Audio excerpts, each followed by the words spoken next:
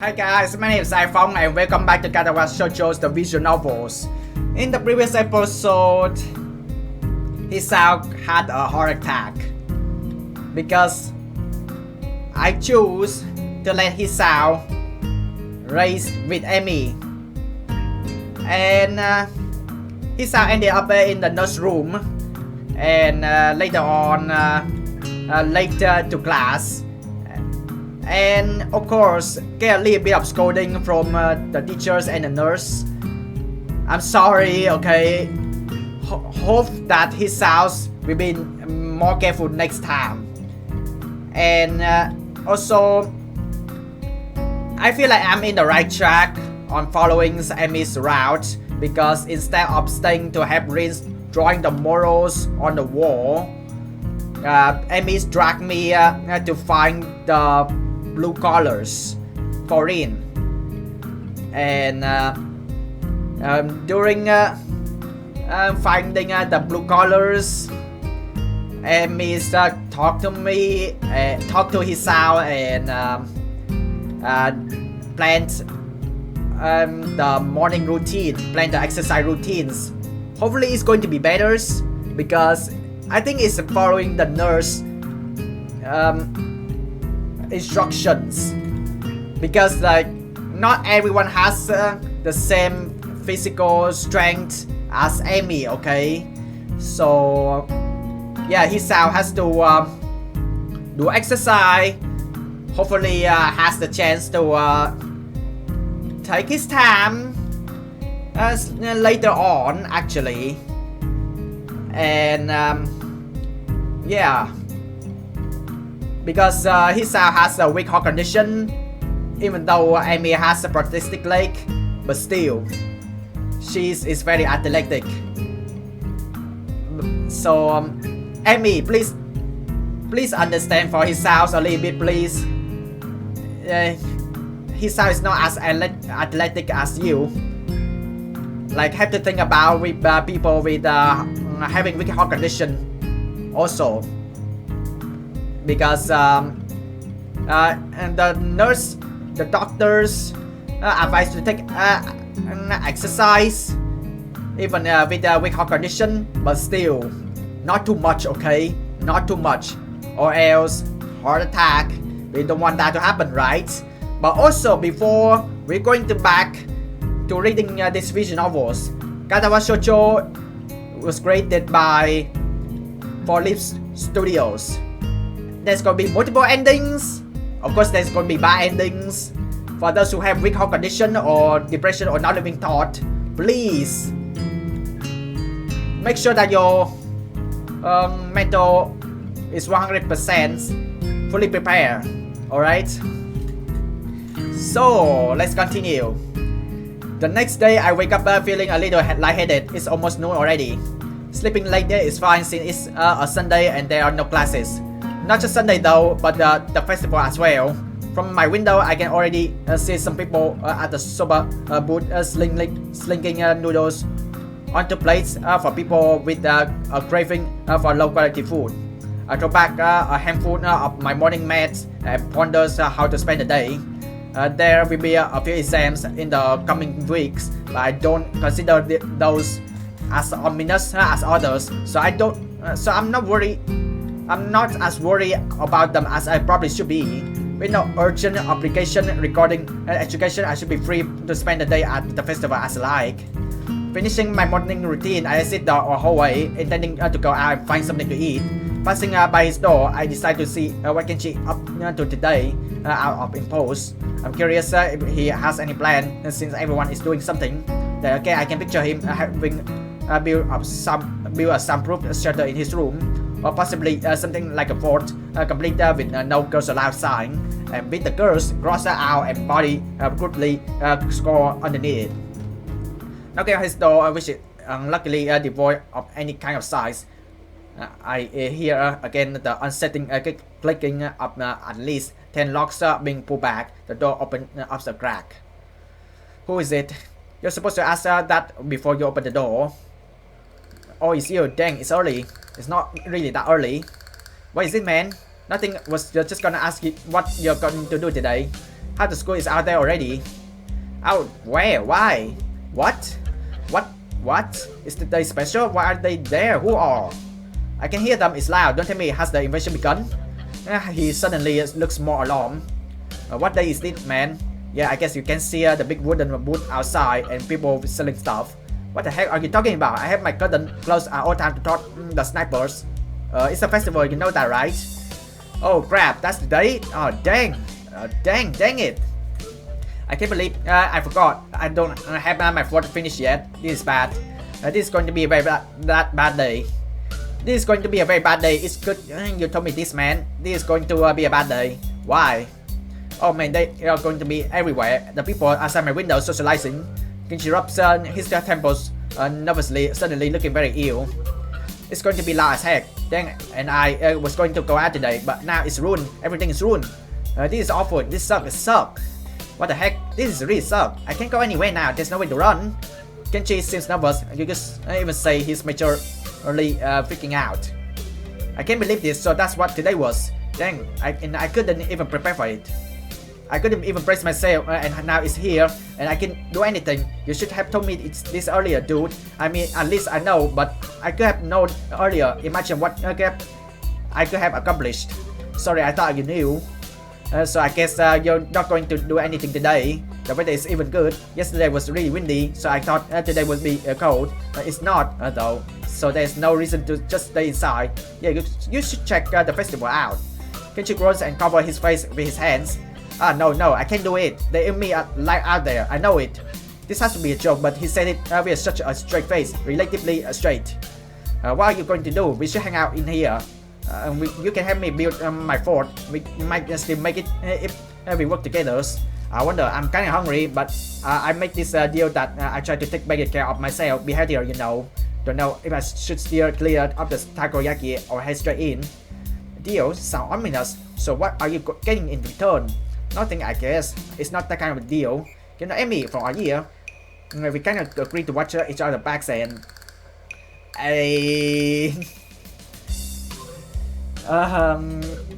mention about Amy now. The street screams and the expression of abject terror in Kenji's face chill my blood. It's as if I told a Catholic priest I sold my soul to the devils. Her? You sold your soul to the devil and didn't get anything in return? What the heck is wrong with you, man? How did you know who are you dealing with? She's a public health danger. Do you know how many people she sends to the hospital monthly with her carefully placed flying tacos? She's one of them. A key player in the vast conspiracy that aims for the complete submission of everything that is manly. I can't believe what I'm hearing. I just did in your judgment, man. I thought we were brothers. You have to go off before it's too late. This festival too is just one of the ploys.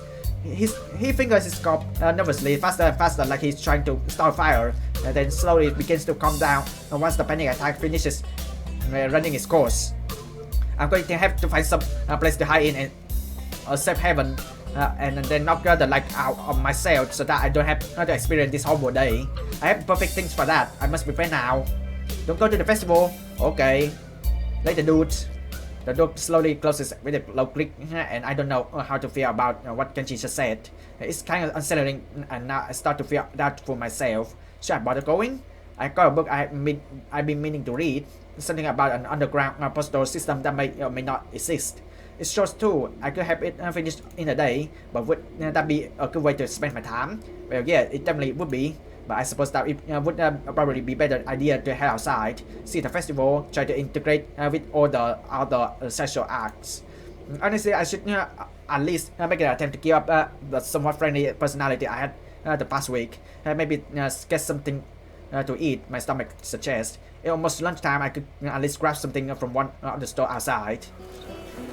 I stood outside surrounded by various students and people who may or may not be their parents.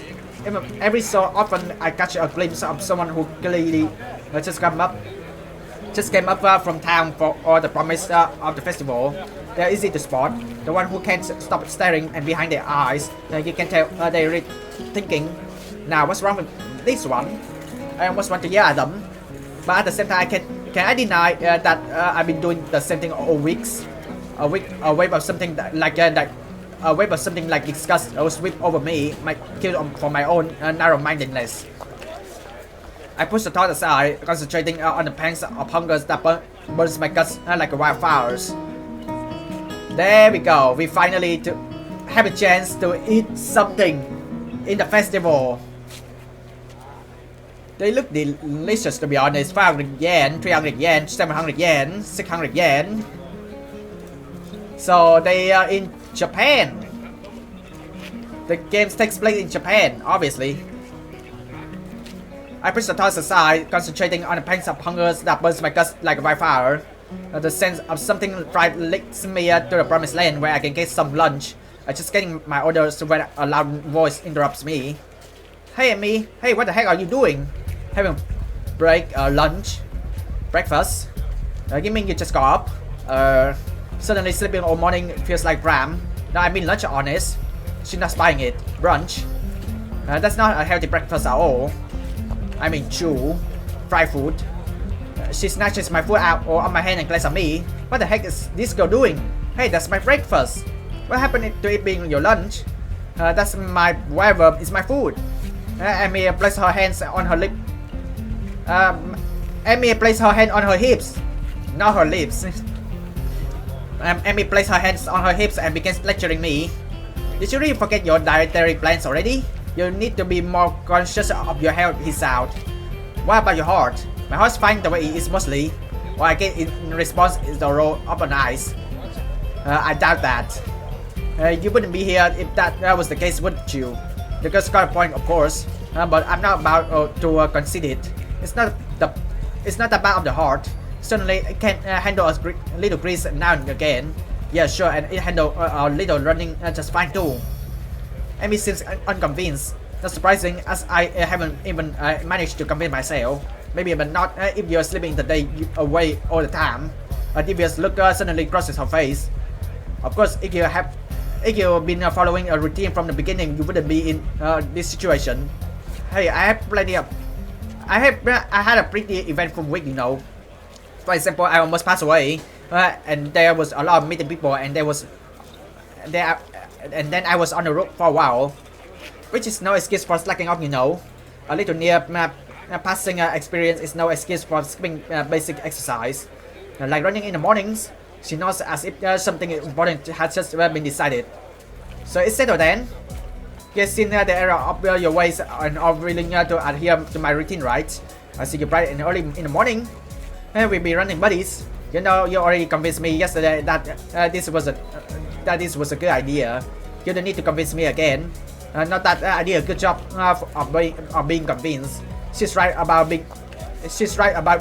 eating healthy after all, and here I am ordering up something grossly unhealthy, but delicious. And there are more important things than deliciousness, aren't there? Like staying alive. Like if Amy wasn't here, browbeating me for my poor decision, I probably. Hey, wait a second. A sudden question springs to mind. Hey, what the heck have you taken such an interest in my well-being? Amy shrugs and grins at me. You're the new guy. I figure you don't have any friends yet, right? Besides, I caused you trouble all week, right? I own you for not getting angry. And I told the nurse I would anyway. Crazy little running girls wants to make me healthy. Well, I suppose there are worse fates. Okay, that sounds fine. Thanks for your concern. Tomorrow morning then. I figured that ends the conversation, so I turn to leave. Not so fast. I feel a hand on my collars, and in the seconds I've been yanked backwards. Hey, no need to be so rough. What do you want now? Amy looks so almost wounded by my annoyed question. Thought you could use some company. Thought you could use the company. Her eyes narrows. Besides, you were just going to try sneaking some more of that fried crab, weren't you? Well, I was going to, but now that she mentioned it, that would have been a really good idea. I was not. Another flare. Okay, maybe I was going to get a little. Claire continues. Okay, a lot. She said, I'm a danger to myself and others, aren't I? I get done agreeing that I need to be healthier and then immediately start considering the next unhealthy habit that comes my way. I knew it. You can be trusted. And I definitely have to stick with you. This whole situation feels silly. I can only imagine what passed by things up the side of me being lectured by a tiny girl behind my side. Maybe I should just give up for now. Fine, do what you like. I sighed. I might as well make the best of this. What do you want to do? Amy thinks for a minute. Well, I promised Rin I'd stop by her mural. So let's do that. I confess I'm slightly curious as to how her mural turns out myself. So again, I consider that worst fates. I give an accent and find myself almost dragged bodily through the crowd as Amy races to our destination. By the time we reach the dome, I can feel my heart pounding. My heart shouldn't be pounding after just that. I take a few deep breaths, feeling myself to calm down. I'm one of the most normal-looking people in the school, but I still have to be here. Sometimes I almost wish I lost a hand or something. At least then it would be obvious that I belong. But instead, I don't even look sick. Even now, trying to catch my breath, I just look out of shape. Amy looks back and notices my state of distress. You're not going to pass away on me, aren't you? Please don't. It will be on my phone, and I don't want to deal with that kind of guilt. Besides, the last time I really don't think I need to see that again, especially because the nurse would totally say it's on my phone. Nah, I'm fine, because I need to start running after all, but not too much, okay? And you wanted to keep eating your creases, whatever it was. See, it's a good thing I found you, right? Yes, it was, maybe. Of course, I don't add that I wouldn't be in this state if she hadn't dragged me across the festival grounds. For the conversation is interrupted by the sudden appearance of Rin. Oh, it's you. Hello, Amy. Hey, Rin, I brought Hisao along because he was going to give himself a heart attack. It was not. My objection goes unnoticed. We stopped by to see how the mural turns out. Rin nods slowly. Well, it's right there. You can see it pretty clearly. I find myself wondering how long Rin has been standing here in front of the murals. Has anyone even stopped by to look at it? Are we the first one? Obviously, we're not the first to see it, of course. I mean, it's pretty big. You'd be hard pressed not to see it. At the same time, I don't think anyone actually talked to Rin about it. Anyone but us does it. I feel compelled to say something. It looks pretty good. I'm still not happy with how it turns out, but I guess it will do. She seems almost resigned to it. I'm not sure what she expected as a result, but I guess she didn't quite get there. We stand in front of the mirror, taking it all in. I try my best to concentrate on the position of the thing. It's actually fairly interesting. The color of swoop and play together, dragging me along with them. There's a extremely light quality to the whole thing that makes me almost feel sleepy. I try hunting down some of the colors I grabbed for her. Try as I might, I can't see any Persian blue. Oh well, I'm sure it's in there somewhere. My feet start to hurt, but Rin doesn't seem to inclined to move on. Amy speak up. Hey Rin, have you eaten? Of course, you can't survive otherwise. What about in the past 5 hours? Maybe, but I'm hungry again, so maybe that means I'm wrong. Amy grins and claps her hand together. Good, come get some food with us. Rin nods in a sense. Okay, but we should hurry before they notice I'm gone. Somehow I don't think they care, whoever they are. And we're back to the food court. We had lots of good, delicious food, but unhealthy.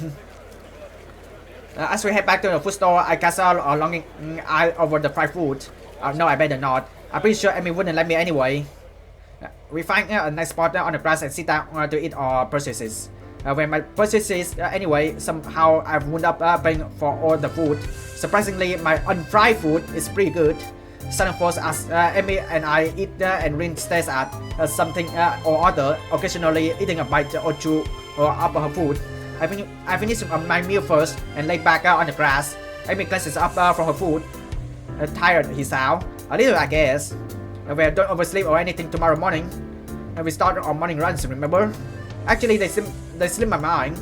I was actually just enjoying myself. Wandering around the festival with these two has actually been fun. Yeah, I set the alarm. You better be there. I get angry if you're on. God forbid. I don't think God comes into it. Unless there's some kind of freak accident and your alarm clock shut out. That might be a random act of God. Well, don't consider any random act of God then. A plan forms itself in my mind. It's a plan that makes me feel kind of guilty, but I throw it into execution anyway. Dang it, I earn a little fried food. And anyway, I'm going to start running tomorrow, right? So the actual routine will start then, not now. Ergo, the dietary portion start tomorrow too. Ergo, I can have something unhealthy today. a sort of a final farewell to all the stuff I used to eat with while abandoned before the hospital. Actually, I suppose I should head back to my room. I had some homework to do, and if I'm going to run in the morning, I should make it an early night. Does narrow eyes again. You sure you're not just going to sneak off and buy some of that fried stuff over here there? Nah, I'm too full to bother now. I passed my stomach to emphasis. Besides, you should have cleaned me out anyway. Amy giggles is a surprisingly pleasant sound. Another pang of guilt. She got to know that I'm lying to her, doesn't she? Or is she just that judging? Is she that she that trusting? I feel kind of like a monster. About my master plan, Hisao. And well, I guess I'll see you tomorrow morning then. Thanks for the food and for keeping us company. And here I thought she was doing me for a favor. Read not in agreement. I won't say see you tomorrow because that would be like predicting the future, and I'm pretty sure I can do that. Okay, bye you too. I feel only glad that I decided to leave my room today. Not a bad way to start my second week here, I suppose. Once I'm sure I'm out and Amy's lying on the side, I make a beeline for the food stand and buy some cake. At least I'm not fried. At least it's not fried, right? At least the cake is not fried, right? But still unhealthy because of sugar, you know. That's slightly better than what I was planning to do. I still feel a little bad about lying to Amy though.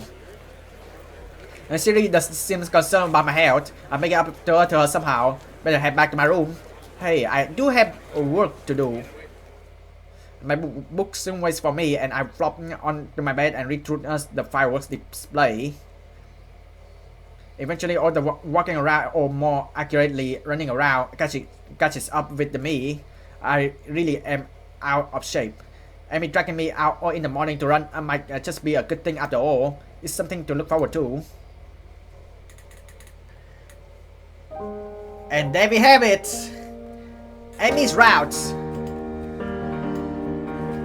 Are we going to run 100 meters? Oh, that's me! That's me! That's me! Good God. Not too much, not too much. Your heart is gonna explode. Not too much, not too much. Not too much. Not too much.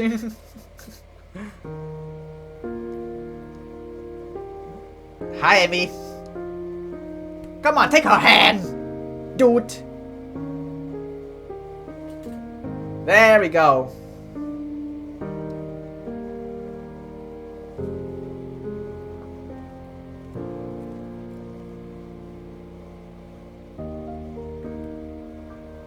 Oh, what are you doing?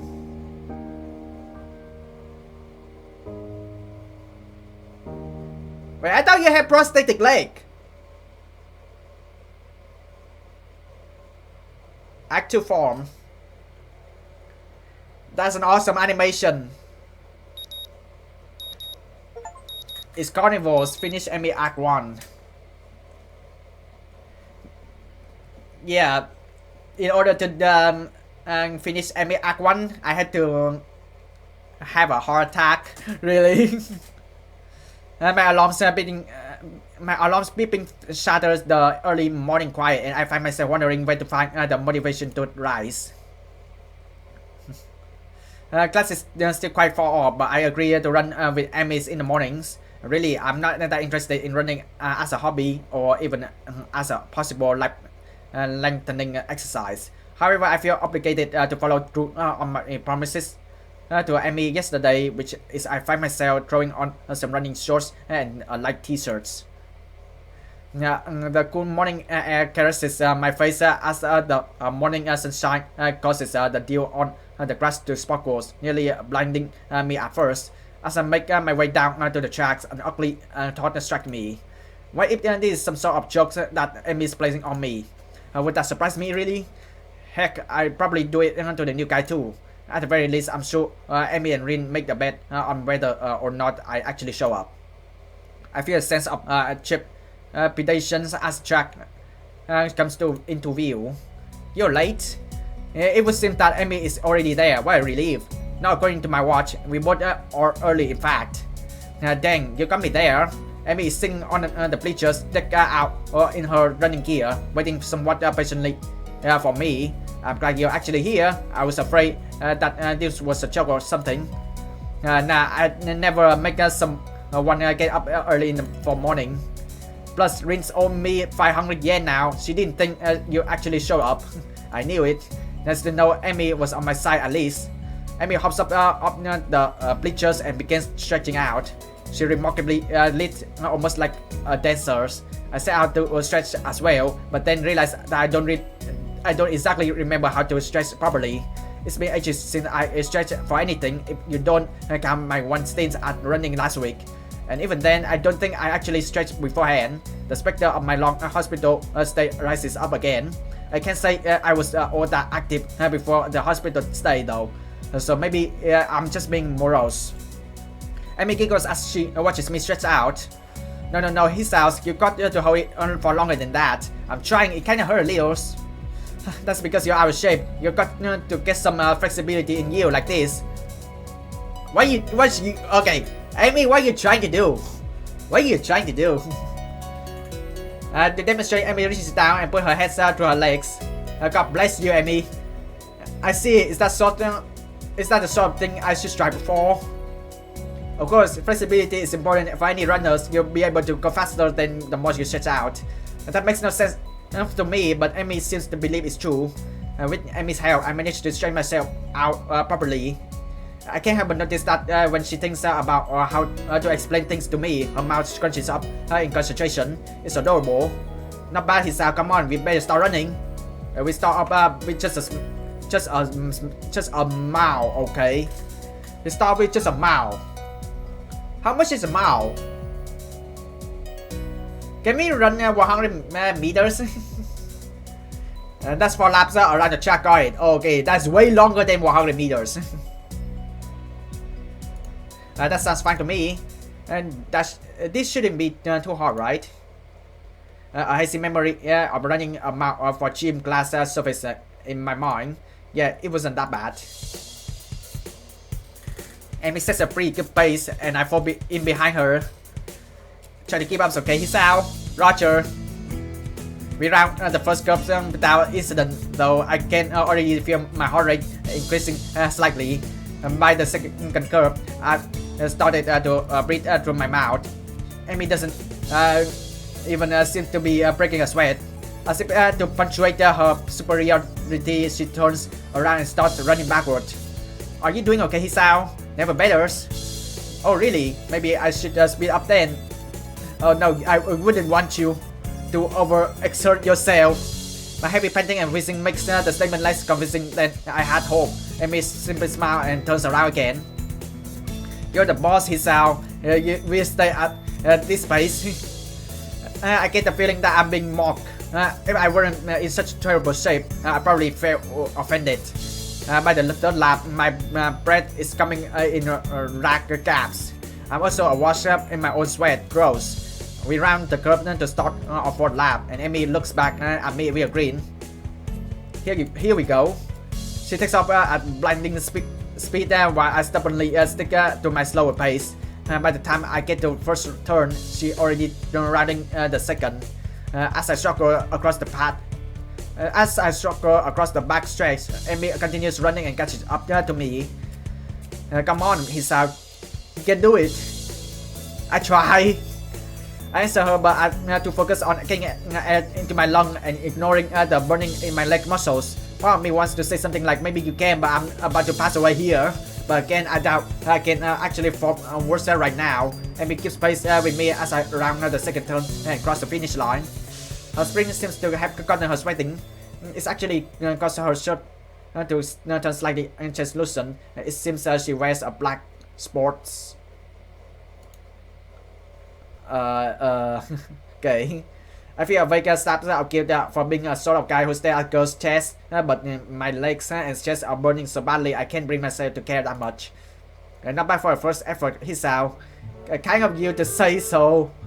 Amy seems to be not out of breath, at least breathing a little more heavily than she was before we started running. It must have been the sprint that did it. Hey, I got to get a new free sprint in. You should walk around the track to cool down. and we can stretch out and we'll be all done, okay? Sounds great. My legs are on fire, and my breathing is still heavy, and surprisingly my heart seems to be taking the strain well. Another triumph of medical science, I suppose. You should put your hands behind your head. It makes it easier to catch your breath. Surprisingly, she's right. I began to choke around the track. Happy to feel my breath. Happy to feel my breath coming back to me. Oh my God! Look at she go. There's a blur as Amy sprints by me. Watching her run is absolutely fascinating. It's not just because she's on prosthetic, though that is interesting. The really interesting things is the way her face change. Yeah, look at her go. Look at her go. She's going to win the Olympics or Paralympics or whatever because she has a prosthetic leg.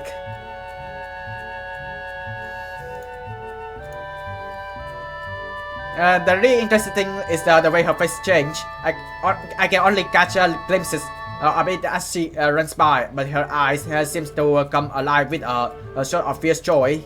It's as if there's nothing else in the world but her and the track. And by the time I got to the final stretch, Amy seems to have finished her sprinting. She's breathing heavily now, but she's wearing a satisfied grin on her face. She waves to me cheerily as I near her. You're feeling better, right? Actually, yeah. Do you want to take another lap around with me? I gotta cool down too, you know. Part of me would rather sit down and move, but something tells me that would be a bad idea. Besides, if I sit down, there may be no getting back up again. Sure.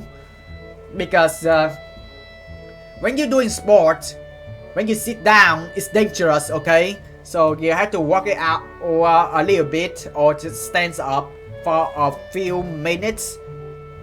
Then you can actually sit down while doing sport. Because I remember it's a really good things when the PE teachers back in school tells people when you're running, when you're doing marathon, when you're sprinting, when you're doing sport in overall like soccer or football or basketball, baseball or badminton or tennis or any type of sports. When you feel tired, do not sit down, okay? It's not good. You have to like walk it off a little bit or stand up for a few minutes, and when you feel comfortable enough, that's when you can sit down. Sure, why not? And because her hands behind her head stand out as well, which makes her seems very relaxed. The positioning of her arms also pulls her shorts upwards ever so slightly so that I can see a small strip of her bellies. I do my best to act the gentleman and not look, but the contrast of her skin against her running shorts is rather arresting. So how do you feel, Hisao? Surprisingly good, actually. I'm sore and tired, but surprisingly good. As I said, I realized that is true. So part of me wants to lay down and pass away, but I feel like I accomplished something.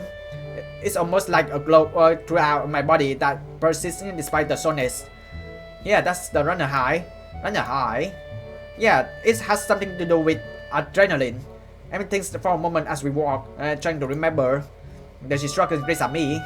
I don't actually remember. It's a good feeling though, right? Isn't it? Better than etchy, right? Why you said that, Amy? Why you said that? I opened my mouth to respond shortly before processing what she just said. Amy watches my face for a few moments before bursting into laughter. Sorry, I couldn't resist. You're just too easy. Why did I agree to run with you again? Amy just laughs harder. She takes a hold of my forearm and tilts it, allowing her to get a better view of my watch. Her face changes the moment she sees the time. Oh no, we better get a move on, Hisao. Class is in an hour and I need a shower. I should probably do that as well. I need to see the nurse too. Maybe he'll write me a note for being late. Why do you need to see the nurse? Amy points to her prosthetic as if that will explain everything. It's important to check for irritation, from sweat or friction or anything. Normally I only go after practice, but if you're going to be doing these morning runs, then I guess I'll see him twice a day. Wait, so Amy has only started doing this run since I show up? If it's more convenience for you to run with me at a later time, don't be silly. I've been meaning to start running in the morning for a while now. But if I didn't have a partner to run with, I would be less likely to give up a routine. True. I mean, it's very awkward, like do running in the big marathon court areas on your own. I mean, it's embarrassing, you know. It's also making people more lazier. So it's better to have partners, right? It's always harder to blow up a commitment if you're going to let someone else down, you know. So you'll be my running partner for the morning. We would need the exercise so it's all workout, don't you think? Yeah, perfect. You have to be me though. Well, I guess I can't complain too much. Amy's pretty fun to hang out with. And she's right, do I need to exercise? Doctor's order even. Amy waves a quick goodbye to me. Right, I'm off. Come have lunch with us, okay? What? Lunch, you know, the meal in the middle of the day. Come have it with us. Where? The rooftop. Rin likes it up there. When? Lunchtime. When else? That was a silly question. Yeah, but I felt the need to ask all three for the completeness sake. Amy laughs and grins. I don't think I ever seen a girl smile so much before. Not bad, Hisao here. With that, she takes off like a shot for the school meeting. I guess she's going to see the nurse first. I hurry back to my room and hop in the shower, only to find that the water takes a while to heat up. The shock of the cold water nearly ends me. I understand how that feels, you know. I managed to warm the water a bit and spend some quality time feeling my muscles loosen. My heart surprisingly feels the least bothered by the run. I suppose that's a good thing, even if it does make me feel like a bit of the woods. I mean, at least I have an excuse beyond I'm out of shape if my heart were bothering me. I guess I have to keep this running things up, otherwise I'm sure Amy won't let me hear the end of it. It's only after I get out and dry myself off that I realize that I only 10 minutes left to put my clothes on and get to class. Crap. You gotta speed up. The hands on the clock finally set me free from the tedium of yet another fun-filled class. Getting up from my seat proves to be more of the problem than I anticipated. My legs are ending me from the morning runs. Maybe doing this with Amy isn't such a hard idea at all. Still, the run's giving me a heck of the appetite. I'm halfway down the hallway to the cafeteria when I remember that I got my lunch with me. My parents saw fit to provide me with some prepackaged stuff when I moved in, and a good thing too. The hallway is packed with students headed for the cafeterias. Going back is like swimming upstream, but I got an appointment to keep on the rooftop. It takes me for a moment to find the staircase leading up to the rooftop, but I'm willing to bet that Amy and Rin are up there by now anyway. In fact, I think I saw Amy among the body in the hallways headed for the cafeteria. I step out of the door to the roof and take a deep breath. The fresh air blowing against my face and body almost makes my legs hurt less. Maybe if I'm upside down. Part of me wants to be surprised that Rin's already up there. What's that going to be accomplished? Things in the cloud. Couldn't you just look at them right side up?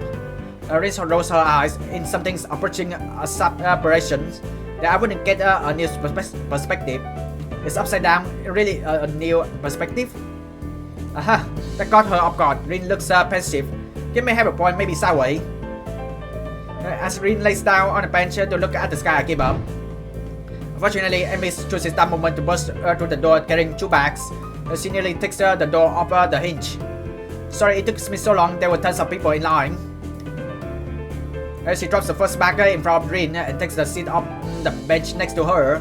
You buy Rin's lunch for her? Sometimes, yeah, I have Rin buy my lunch for me in return, but I'm not sure how she carry it. Plus, I never buy her lunch. Rin's offended by Amy's comments. She doesn't show it. Amy sniffs. How ungrateful of you. I'm not sure whether the two are choking with one another or if I'm witnessing the beginning of the cat fight. The two girls stare at one another for a few tense moments before breaking into smiles. Hey Amy, do you think being upside down is a new perspective of things? I think I already have this conversation. Amy looks thoughtful, apparently giving the question some thought. After a deep profound pause, she speaks. I have no idea. Well, at least she's as long as I am. Hey Hisao, you're coming to the track meet, right? The question comes out of the blue and catches me off guard. I don't know yet. Honestly, Hisao, after I went through all the trouble and letting you run with me in the morning, you won't even show up at my job meet. Wasn't she the one that asked me to run with her? Actually, she didn't even give me the choice in the matters. Wait, no, I didn't say that. She means I'm me as if I just agreed to give her $1 million. So you will come after all, that's great. I didn't say that either. I'll be going too, so I'll make sure he comes, Amy. Good idea, Rin. Maybe we can get some food or something after the meal over. I feel like I've been conned. I feel like I've just been conned, but not by these two. More like by some outside force pushing me irrevocably towards my destiny. Or maybe I shouldn't read books that feature conspiracy theories so heavily. Otherwise, I might wind up sounding like Kenji. Still, I suppose that I got to show up now. And I don't think that I could stand against both of them being disappointed. I never hear the end of it. When is it again? Next week, silly. I just got told you a few days ago. No, you didn't. I forgot. Well, you won't forget to come through with you. Of course I won't. It will even make a note on the calendar or something. Rin not sagely. That's probably a good idea, you know, unless times change in its course. It can do that. Rin gives me non-committal shrugs. It hasn't yet, but you never know. This time it's Amy who gives the shrugs. I suppose it can be if it happens. Not unless you're a time traveler or something. You don't actually think that could happen, do you? I don't think we do we? Rin shrugs again. That seems to be her default response to everything. I suppose not, but I reversed the right to change my opinions at a moment's notice. For Rin, the statement makes a disturbing amount of sense. The fact that I realize that this now frightens me a bit. I wonder if Amy gets this feeling all the time. If she does, she's not showing it, though Amy merely nods. As expected. What's that supposed to mean? This time it's Amy who shrugs. It's like she's using Rin's own weapons against her. Your response is the sort of thing I expect from you, that's all. Am I really that predictable? Amy's smile seems to border on gloating. Nah, it's just that your unpredictability is pretty predictable. Well, that's alright then. I don't get the chance to see whether Rin's being serious or not as bearings. I didn't notice the lunch period slipping by at all. Hanging out with these two was far too interesting. Amy jumps up, a look of panic on her face. Oh no, I needed to stop by my room to pick up my notebook for the next class. Don't you wish you had the time machine now? Rian seems rather smug as she delivered this line, like she just won an argument. Amy ignoring his comments. Sorry, Hisao, but could you make sure our garbage gets thrown away? I usually clean up myself, but I got to run. Sure, no problem. Amy does away with an urgency I'm starting to expect from her. I don't bother asking Rin why she couldn't help. She already seems to be preoccupied with something else entirely as she wanders off.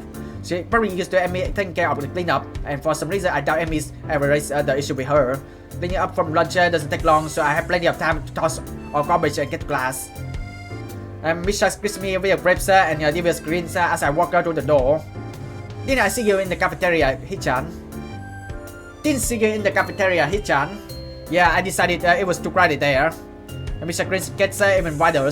Oh really? Are you sure you weren't participating in an illicit rendezvous? What are you talking about? You were on the roof, right? With both Rin and Amy, no less. You Casanova, you. We just had lunch, that's all. Misha burst into laughter, drawing the attention of several of my classmates. Wahahaha, you're so adorable when you blush like that, Hichan. She gives me a conspiratorial wink. Don't worry, your secret's safe with me. There's no secret because the whole class knows. Oh.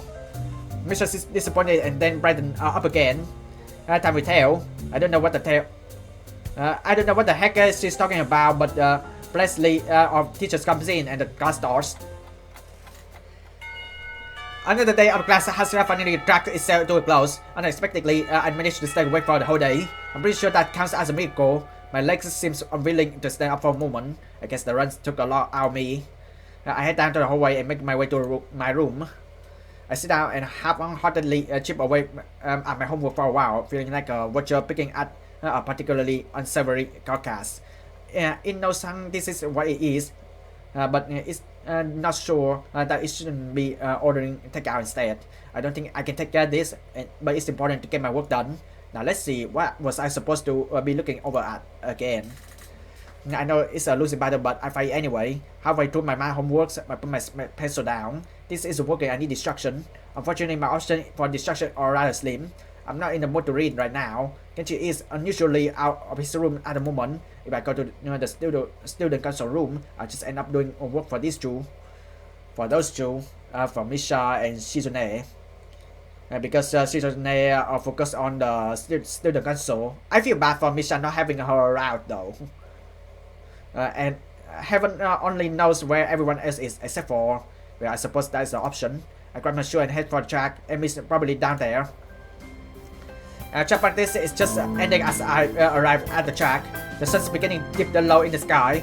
Has it already gotten that late already? What are you doing down here, Hisao? Come to spy on me, haven't you? I give a shrug. To be honest, I'm not sure why I'm down here. I didn't have anything better to do. I figured that's about right. At the moment, Emi is the only person I can think of who I could visit. So I'm your last resort, am I? Nobody cool around, so I just go see Emi. Is that what you thought? She actually looked angry, just for some teasing of my own present Hisao. Actually, yeah, I guess you are. Emi pouts, widening her eyes to keep the maximum amount of puppy dog resemblance. Kidding, I was just kidding. So you are down here to stalk me. Wait, what? That's not what I meant. Why would I stalk you anyway? It's not like you require stalking. If you're not asleep or in class, you're down here, right? Emi laughs at this comment. Well, you're not all wrong, I suppose, but you forgot about eating. I do that too, you know. I'm not considering that point. Plus, I hang out with Rin sometimes too, so really I might take some effort to stalk. But do you two do it together anyway? You don't seem to have a lot in common. She puts her hand on her hips and assumes a superior air. That's what you think? I got all sorts of hidden hobbies, you know. Oh really? Like what? Emi puts her head there to one side as if she's trying to remember what it is that she does in her free time. Well, Rin and I go out shopping sometimes. I guess that makes sense. Emi is a girl after all, but Rin comes with you. We usually swing by the art supply store. Plus, she likes the music store that sells all kinds of weird sounding stuff. She says it helps focus her. That makes a little more sense. I see. Any other hidden hobbies? Emi wags her finger at me. Now, why would I go and reveal all my dog secret to you? We hardly know one another's. Somehow, I think that's all that Emi has in the way of hobbies. Still, I don't think my question has been answered. Even if you do have a few hobbies, I still don't see why you hang out with Rin so much. I mean, she's kind of weird, isn't she?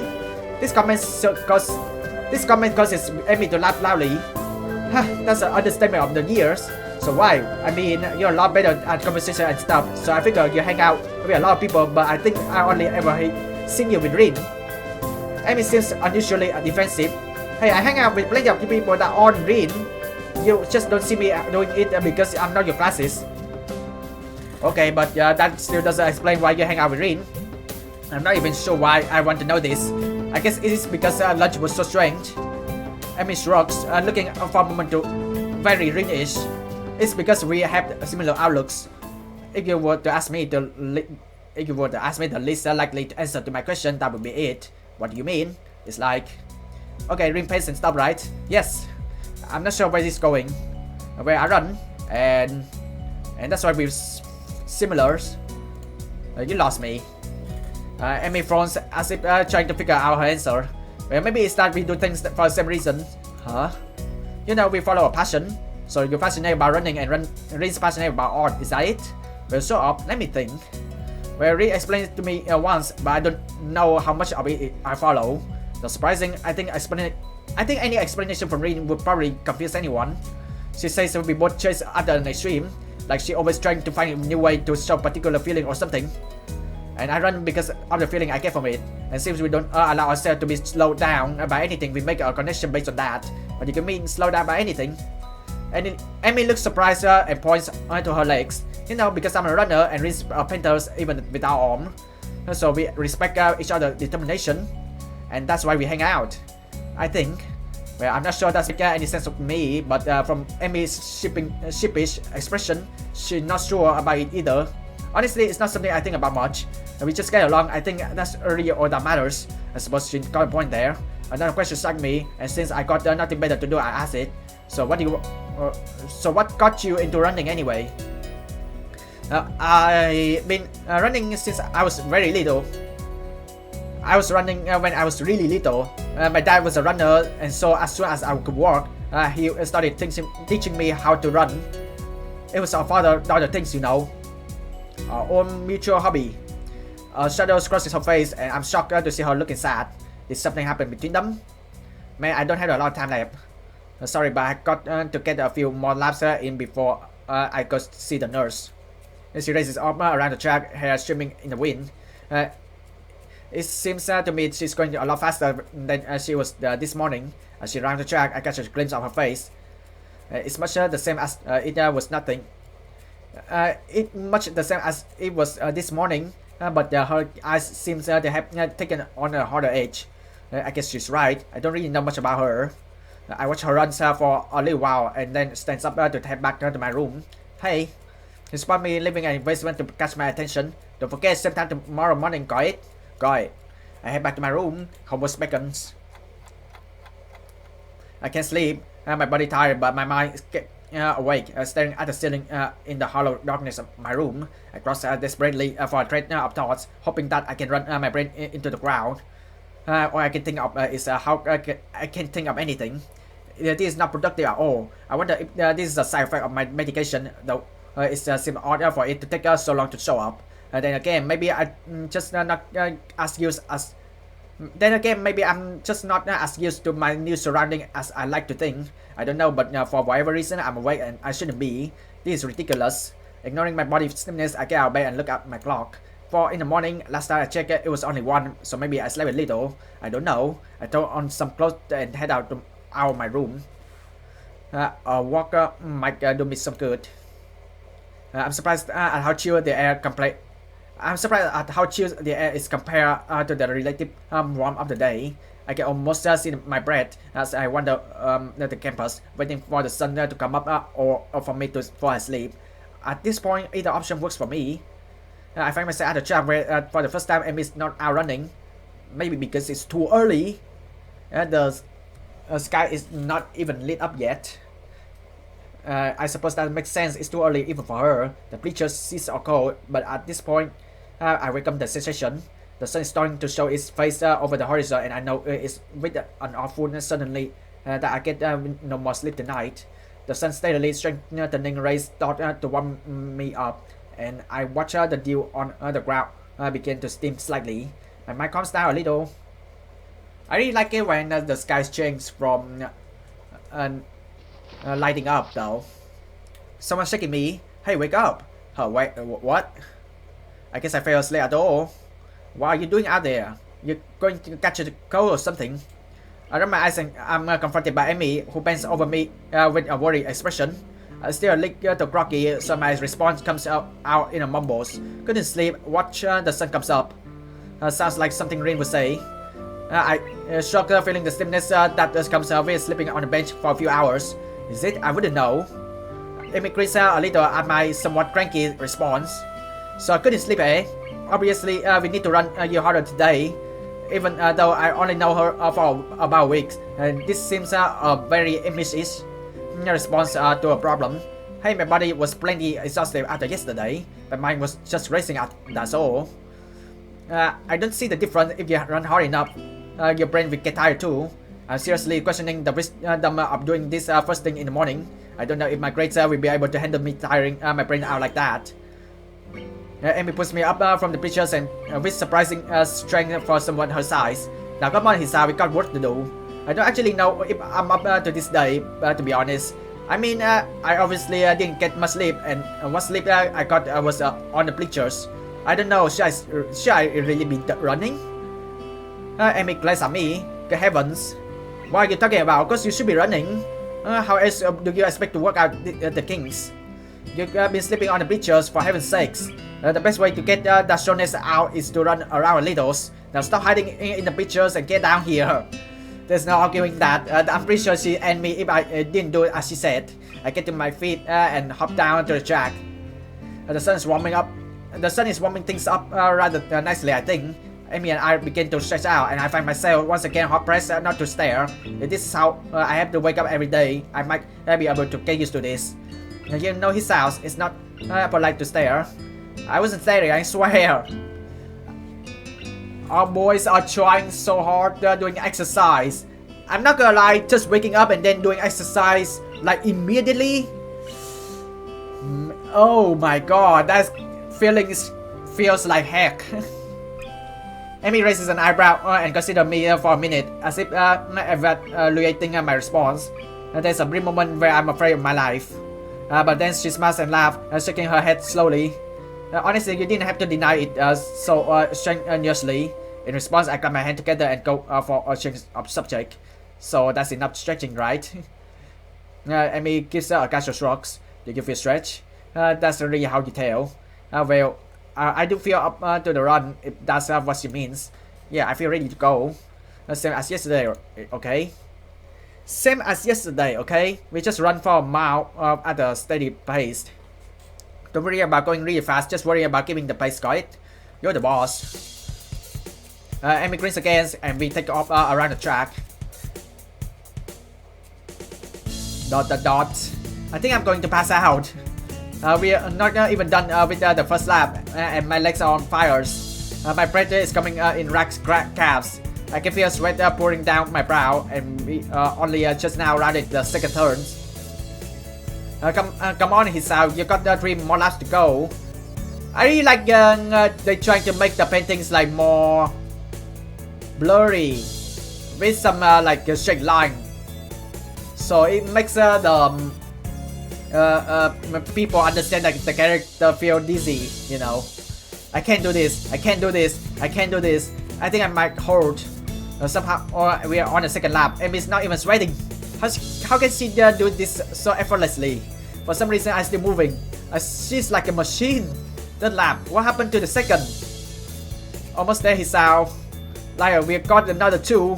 Nothing to be done. I can't do this.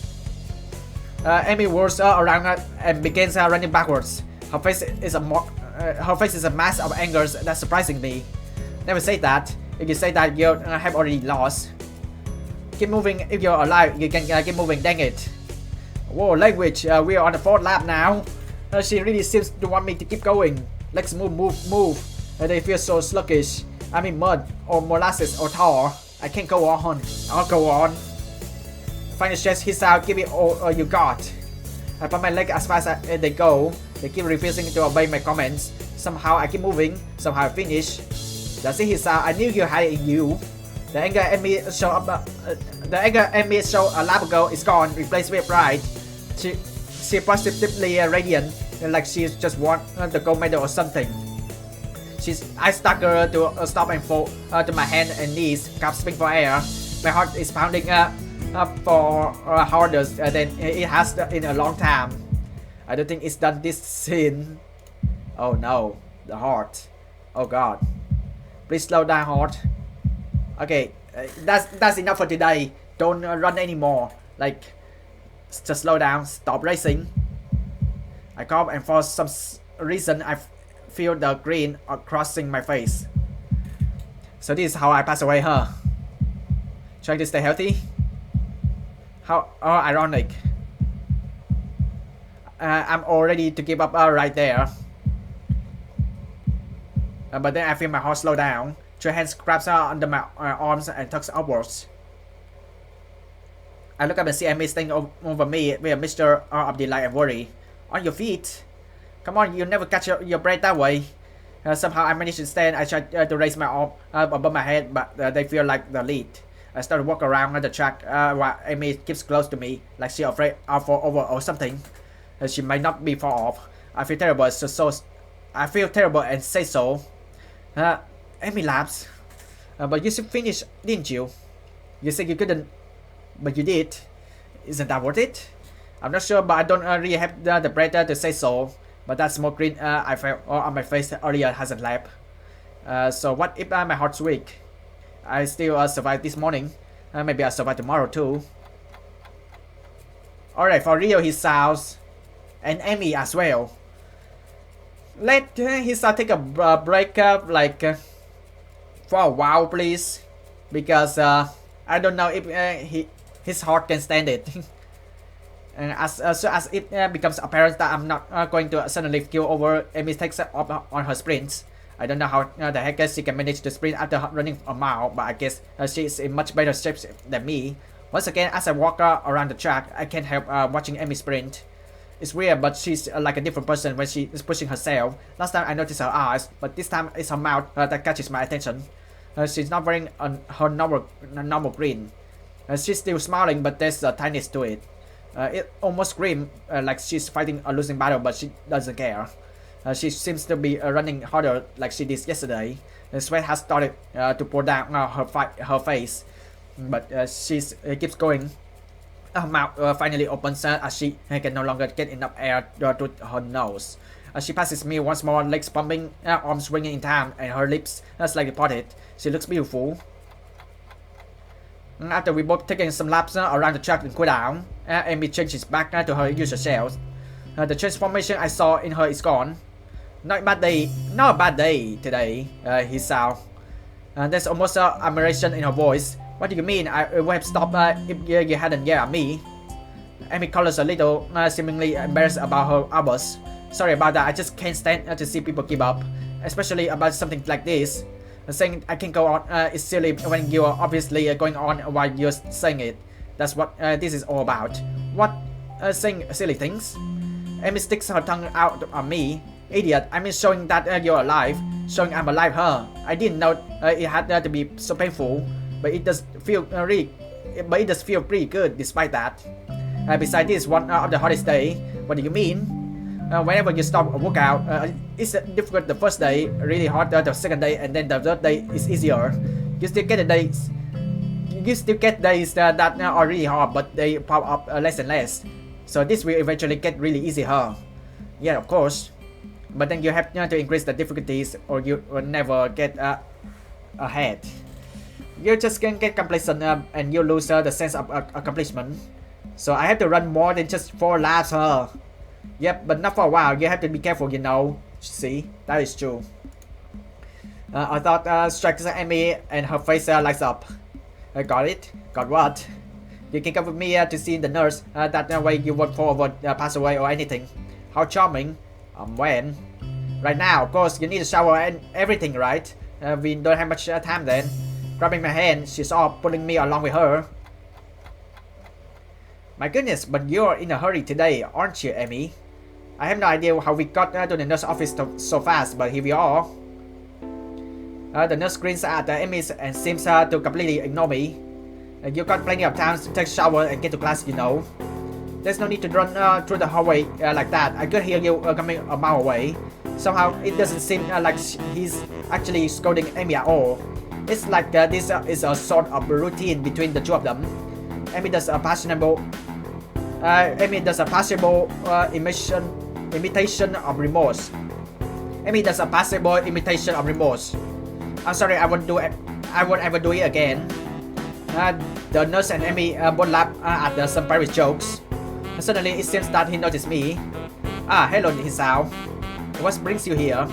Well, Hisao officially joined me on my morning runs. I started to explain, but Amy cut me off. I thought he might need to visit you so that he doesn't pass away or anything. The nurse raises his eyebrows in mock horrors. Guess that would certainly put me out of the job fast, wouldn't it? Well then, Hisao, let's have a look at you. Lift up your shirt, would you? I'm certainly very conscious of the fact that Amy is in the room with me and blush in spite of myself. The nurse seems to sense my discomfort, but it only seems to amuse him. A bit shy, are we? Yeah, because there's a girl here. Amy is gonna see me half naked. He makes an apologetic about Amy. Sorry, Amy, I tried to get you a free show, but it doesn't seem to have worked.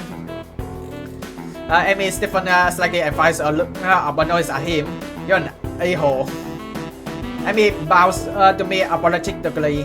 I'll wait outside, okay, Hisao? I begin to stammer that it's not really a big deal. She doesn't have to leave, but she's already out the door, and the nurse is laughing as he watches her go. Still quiet, huh? I don't follow. He laughs again, like he's on some joke that's over my head. I can still get her flustered. It's a competition of sorts we had going on for a while now. That sounds incredibly sinister to me, and it seems as if the nurse realized that too. That sounded a lot worse than it actually is, come to think of that. I wasn't going to say anything. No, you're right. I should fill you in so that you don't get the wrong idea. I'm actually relatively new here, you see. I got hired on the same year Emmy started going here. Before that, I worked with Emmy during her initial rehab following her accident. Hold on, what? We had to amputate her legs after a really nasty car wreck. Oh. It nearly ended her and succeeded. He shut up abruptly. I blinked at receiving this unexpected piece of news. That's not my place to say. Anyway, we have known each other for quite a while, so we have a slightly more familiar relationship than is strictly professional. He seems embarrassed. Like he's done something stupid. I guess he really worried about that. I wave a hand to let him know it's not a big deal. Don't worry, sir. I promise I'm going to be discreet. I have been wondering about what caused Emmy to lose her legs, and that was one of the scenarios I thought of. There was only so many ways that could have happened, but actually hearing about the fact is still a little shocking. But thanks, you're a good kid, Hisao. I can see why Emmy become friends with you. She's quite indomitable, you know. What do you mean? You didn't see her learning to walk. She go for so much longer than the others in the hospital. She refused to quit. Normally it takes years to get to the point where you can even think about running again. Emmy did in about a year. He almost seems proud of her, like the father who watches his daughter win a competition or something. Heck, she probably have done it faster if not for the fact that we wouldn't let her. Why not? Because she go for so long that her leg would stop bleeding while they meet her prosthetic. Oh god.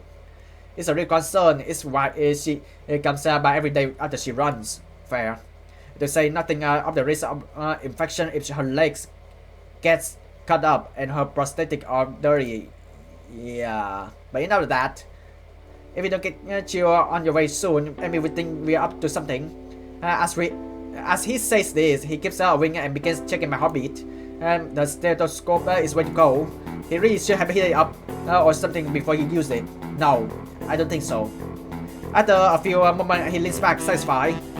Well, you should pretty good to me, Hisao. You didn't have any chest pain while you were running, did you?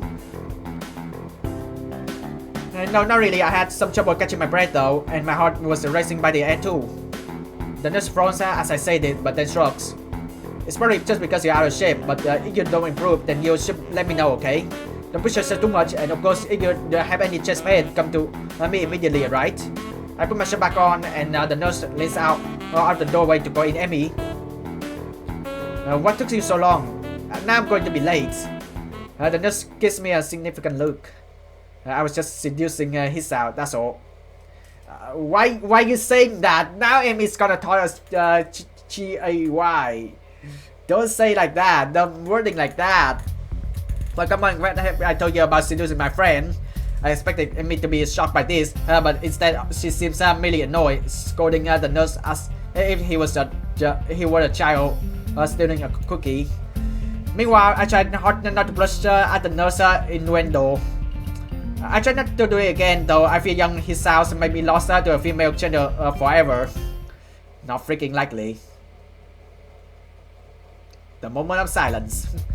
I didn't mean to say that out loud, but both the nurse and Emmy recorded me for a moment before bursting into laughter again.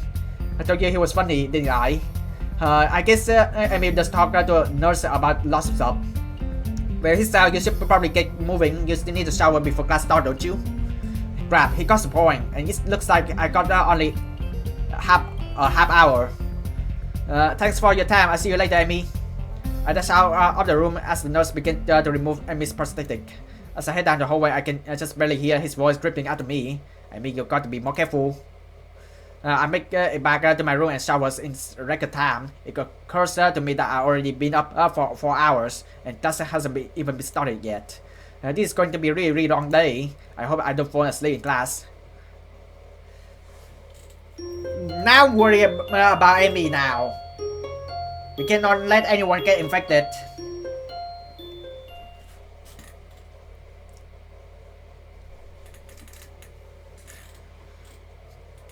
The morning sunlight streaming through my windows wakes me up instead of my alarm, and I realize that it must be Sunday. Amy has kindly deigned to give me weekends off from our morning runs. I don't actually know if I woke up at all yesterday or if I just slept through the entire day. My legs grow in protest as I leave myself out of bed. Or this running has really taken out of me. Still, I can't deny that Amy wasn't lying to me. It has gotten a little easier. I've been worried that the runs would start to wear on my nerves, but thus far I haven't minded them that much. Well, it's only been a week. I suppose there's plenty of time for me to start dreading the sound of my alarm in the morning. Not that I could ever skip out now. As Amy said, it's harder to stop the routine when there's another person. And frankly, I don't think I'm equipped to deal with a disappointed Amy. She probably give me those puppy dog eyes, and I feel terrible about myself. Which reminds me, wasn't I supposed to be somewhere today? Oh god, I really like the effect of showing flashback. Wow. Hey, you're coming to my truck meet on Sunday, right? What am I talking about? Of course you are. Right?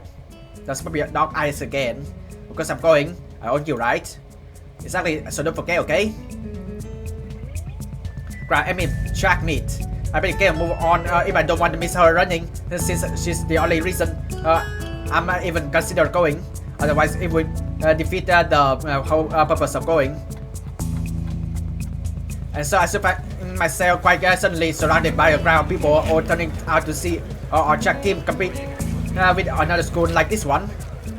I admit it's almost comforting to know we are not the only school like this. As you see that there can be two schools with a bunch of defective kids. Well, you stop feeling so defective. You also stop feeling unique, which in most cases would be a bad thing, but in this case, it sure as heck isn't. That part of Yamako's appeal, I guess. Learn that you're not unique, heck. Learn there's a lot of others who aim to be saddles with your problem instead of whatever they're dealing with. So the kids here aren't here because they're missing a leg or they have a heart condition. Some of them might be here because they are as good as the dead in 2, maybe in 3 years if they're lucky. And that's only if they get the right source of cares. It's a bit of sort of comfort to be able to say, well, at least I got the chance of being alive through college, but there it is. I'm brought out of my rather morbid amusing by the appearance of Rins near the entrance to the bleachers. You came. Of course, I said I would, didn't I? That doesn't necessarily imply that you had to follow through.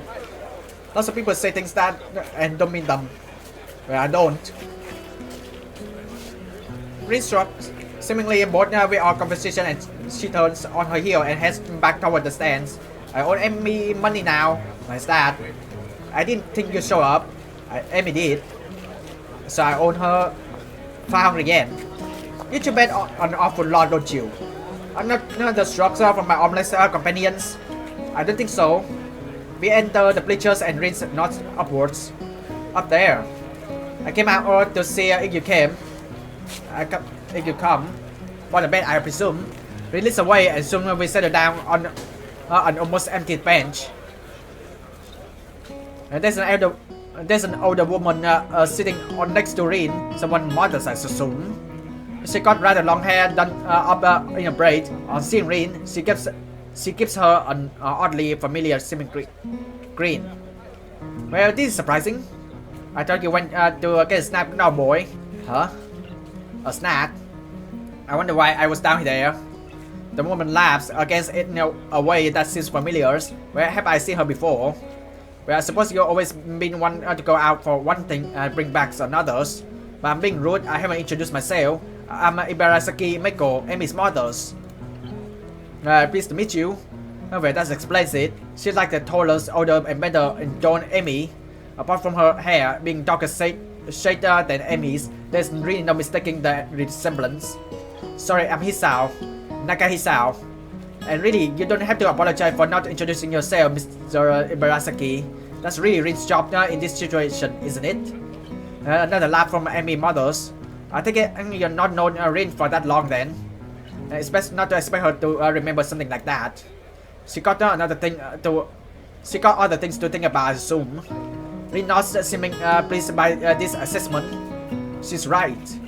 I was thinking about sunset. You see, it's really up to us to make introduction and the likes. For lack of any better response, I nod. Mr. Ibarasaki leans back a little on her seat and raises an eyebrow. So how long have you and Rim been dating?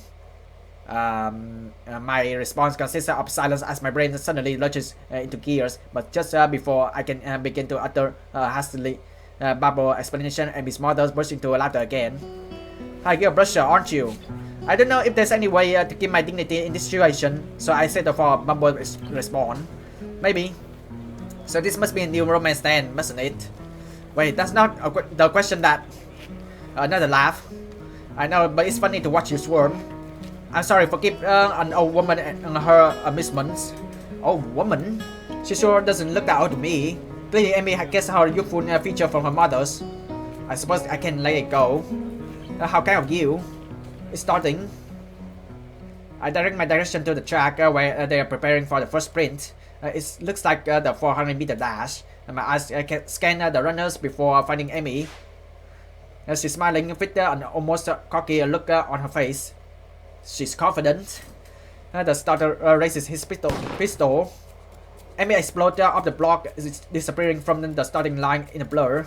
It's amazing even the other sprinters cover virtue on the lanes closest to the inside lane. Amy surges to the front of the pack. By the time she rounds the final turn, some of the other runners have caught up with her. Their efforts come to not though, since a final burst of speed from Amy leaves them at least half a second behind. Whoa! This is a new image. Now we can see that who's actually first place and who was second place, who was third place. Wow, that is amazing. So I assume that Amy is first place and then the green hairs second place, and I don't know, maybe this girl's third place, and this girl's fourth place, and this girl's fifth place. Really nice. We can finally see how Amy's perform. Mr. Ibarasaki whoops and shouts, applauding wildly and generally looking like any other parents cheering on that child. Amy bounced up the track looking pleased with herself. She rides along with the rest of them. The announcer, starting suspiciously like Miss Shaw, gleefully gives her the results. I think she's gotten faster since the last time. That was incredible. Mr. Ibarasaki grins proudly. Amy's a heck of a runner. Before starting as the next event is being prepared, I'm surprised to see Amy striding out onto the track again. Wait, didn't she just run? Amy's mother nods. Yes, but she runs multiple events for the teams, especially the sprint. It's a lot of running, but Amy can handle it. From the looks of the things, she's right. Amy doesn't appear to be tired, as if she hadn't run the previous event at all. If not for the sweat visible on her shirt, you never know. Which event is it? It's a 200-meter dash. She'll do this one, the 100 meters and the relay. The 100 meters, good movie though. I see. Once again the pistol sounds, and once again Amy flies off the block. A thumping sound draws my attention away from the race. It's Rin's foot. She seems completely absorbed in the race. Amy's mother cheers again, and I assume that the race is over. Sprints don't seem to me like they take very long to complete. Your foot. Your foot was bouncing on bleachers. Oh, you're still pretty into this stuff. I'm surprised. Rin looks at me quizzically. Why would I be? No reason. I just thought the stuff like sport wouldn't interest you. I suppose you're right. It's not that interesting. But I'm watching Amy, not a sport. I don't follow. Amy the most Amy when she's run. You don't get to see Amy when at her MES very often. But here you can see. She directs my attention towards the track again, where the 100-meter dash is about to start. I watch Amy closely as she gets onto the start blocks. Her whole body seems to relax, but it's a false relaxation. I can see that she actually like a coil sprint. As the starter tells everyone to get set, her head snaps up and her eyes narrow slightly. Her mouth curls upward in what could be a grin and could be a growl. When the pistol goes off, it's as if she'd been unleashed from the cage. Like she was always moving at this blinding speed, but we couldn't see it happening until the starter pistol dispel the illusion of emotionlessness. It's over in a few seconds, but in those few seconds, I feel like I just witnessed something very personal for Amy. So as she crossed the finish line, the fierce look was replaced by her normal grin.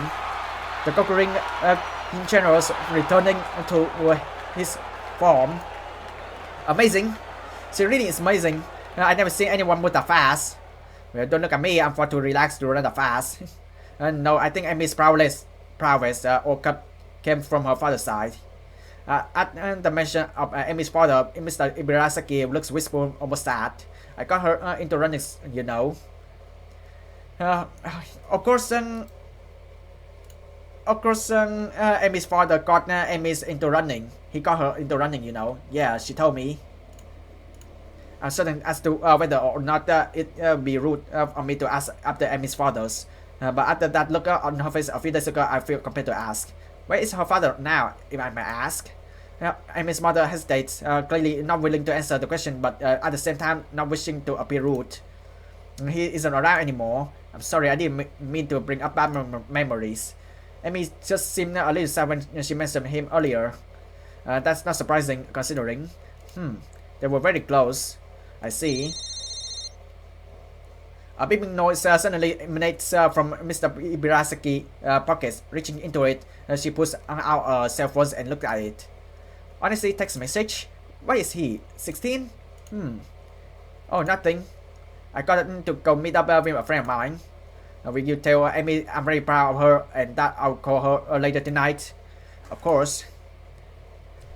Man, what happened to Amy's fathers? I admit that I saw her for a while. I almost don't notice that the relay about to begin, but when I look, I can't find Amy. I thought that Amy would be running the relay. She runs anchors, so she wouldn't be running for a while yet. Did you see it? Huh? Amy asked her MES. Maybe this time. The race begins and I cheer Amy's teammates along as they pass the baton. Finally, I see Amy sprinting onto the track to take the final handoff. Once again, I'm taken aback by how graceful she looks when she runs. It really is beautiful. The look of determination and fearlessness on her face only adds to the pictures. Amy at her MES, I suppose. But then, as she crosses the finish line, I see her stumble slightly. It's only barely, but it's a definite stumble. Rin inhales sharply and actually looks concerned for a second. Oh, Amy, did she hurt herself, don't you think? You notice it too? It must be bad. She frowns as if deciding on the next course of action. Eventually that proves her to be too tiresome and she shrugs again. Well, let's go down. Ground the victors. See if you can find a laurel branch. That's not going to be easy. Rin shrugs.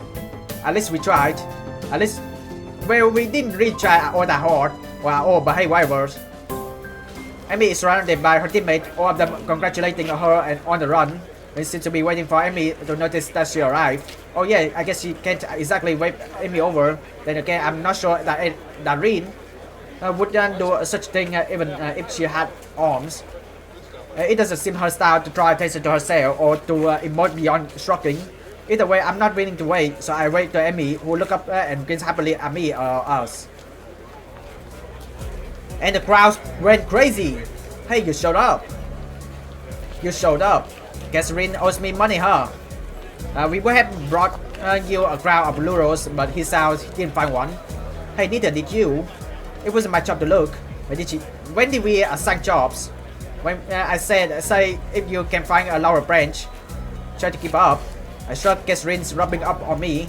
Seems like it's my fault after all, Amy. Amy laughs at me and Rin. It's okay, I'm sure you make it up to me somehow. Sure. Good, so how I look? I stop myself from blurting out beautiful or amazing and settle for the surely safer, very impressive. Amy seems pleased with this assessment. I don't mention how much more impressive her performance is given her lack of legs. I figure she knows that already. Besides, it seems like it would take away from her efforts, you know. Efforts somehow. Yeah. Besides, it seems like it would take away from her efforts somehow. Great to hear. I was worried that I look a little slow on the relay, but I guess I did fine, huh? Actually, I noticed Rin kissed me and kissed me from finishing my sentence. What was that about? He noticed it at the end. That's not good. Guess the nurse will look at it for me later. There's a carelessness in her voice, as if it is a big deal, but I suddenly noticed a slight twitch on her face, like she's trying to hide the fact that she's in pain. It's then that I noticed her breathing is a little shallow, though is a little shallow too. I guess she really is hurt. She must notice my concern because she skips up to me and gives me a friendly pat on the shoulders. Hey, you look a little worried. Yeah, I'm worried about you. I'm fine, really.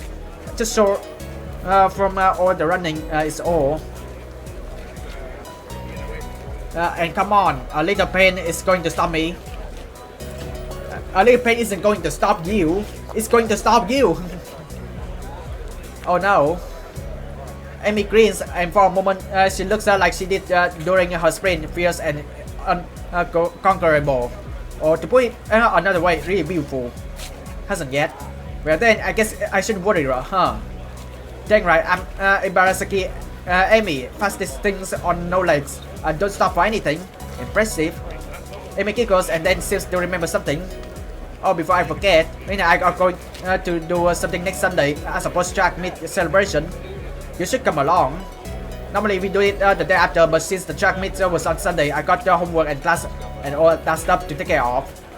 Plus our morning runs, of course. Right, of course. Alright, your mom wanted to say she's proud of you. She'll call you later tonight. I thought I saw her in the stands. I'm glad she made it. Used to be my dad who showed up to my meets, but mom's done a pretty good job of taking over. She shivers slightly and I realize that she's still all sweaty. Breeze has started to blow too. I'm not cold at all and I got my jacket with me, so without a word I throw it around her shoulders. Amy jumps slightly and then grins at me. Hey, thanks. It's getting a little cold, I guess. Yeah, looks like it. Just as I begin to wonder whether or not giving Amy my jacket could be taken the wrong way, a boy in the track uniform approaches. Hey Amy, you're going to miss the medal ceremony. Oh yeah, thanks. Then she turns to Rin and myself. You don't have to stick around for this part, it takes forever. And besides, you should get cracking on your homework now if you don't want to be up late, Hisao. Morning runs tomorrow, don't forget. How could I? Good point, I mean, it's spending time with me at all. With this, she whips quickly and dashes off to receive her medals, or whatever they pass her up as a medal these days. Now, Rin and I head away from the track, Rin remaining deep in whatever thoughts she had for most of the walk back to her dorm. As I see her off, she speaks up. You're probably not getting that call back, I think. I'm sure I'll get back eventually. Interesting, take it as it comes, huh? Very Amy-ish. With this odd statement, she turns and heads into the building. Honestly, was that big a deal? Amy was cold and, unless I'm mistaken, in pain. Giving her a solution to at least one of those problems seems like an obvious reaction. Though I guess there's a chance I could lose my jacket if Amy never remembers to return it. I guess Rin has a point. Still, I can't bring myself to muster much worry over the whole thing. After all, it's been getting warmer lately. I don't need a jacket. Or I think I used to be a little more responsible with my stuff. Amy-ish, huh? Maybe that's not really a bad thing.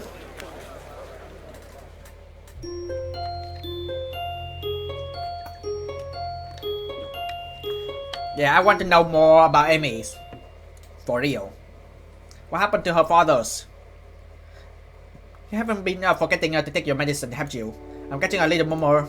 You should take it easy for a few days. The nurse words hurt me more than the exhaustion of the morning run ever could. Take it easy for a few days. I knew I should keep quiet. I keep my eyes on the floor, feeling like a complete idiot. Because I hadn't been remembering to take my medicines. I've been rushing out of my room to get to the track before Amy. After the track meet a few days ago, I felt inspired. So I've been running warm-up laps in the morning before Amy showed up. But then today, while she and I were running, I felt a little pain in my chest. It was only a slight. and it was only for a second, so I mentioned it to the nurse. Honestly, it wasn't that bad. I keep up.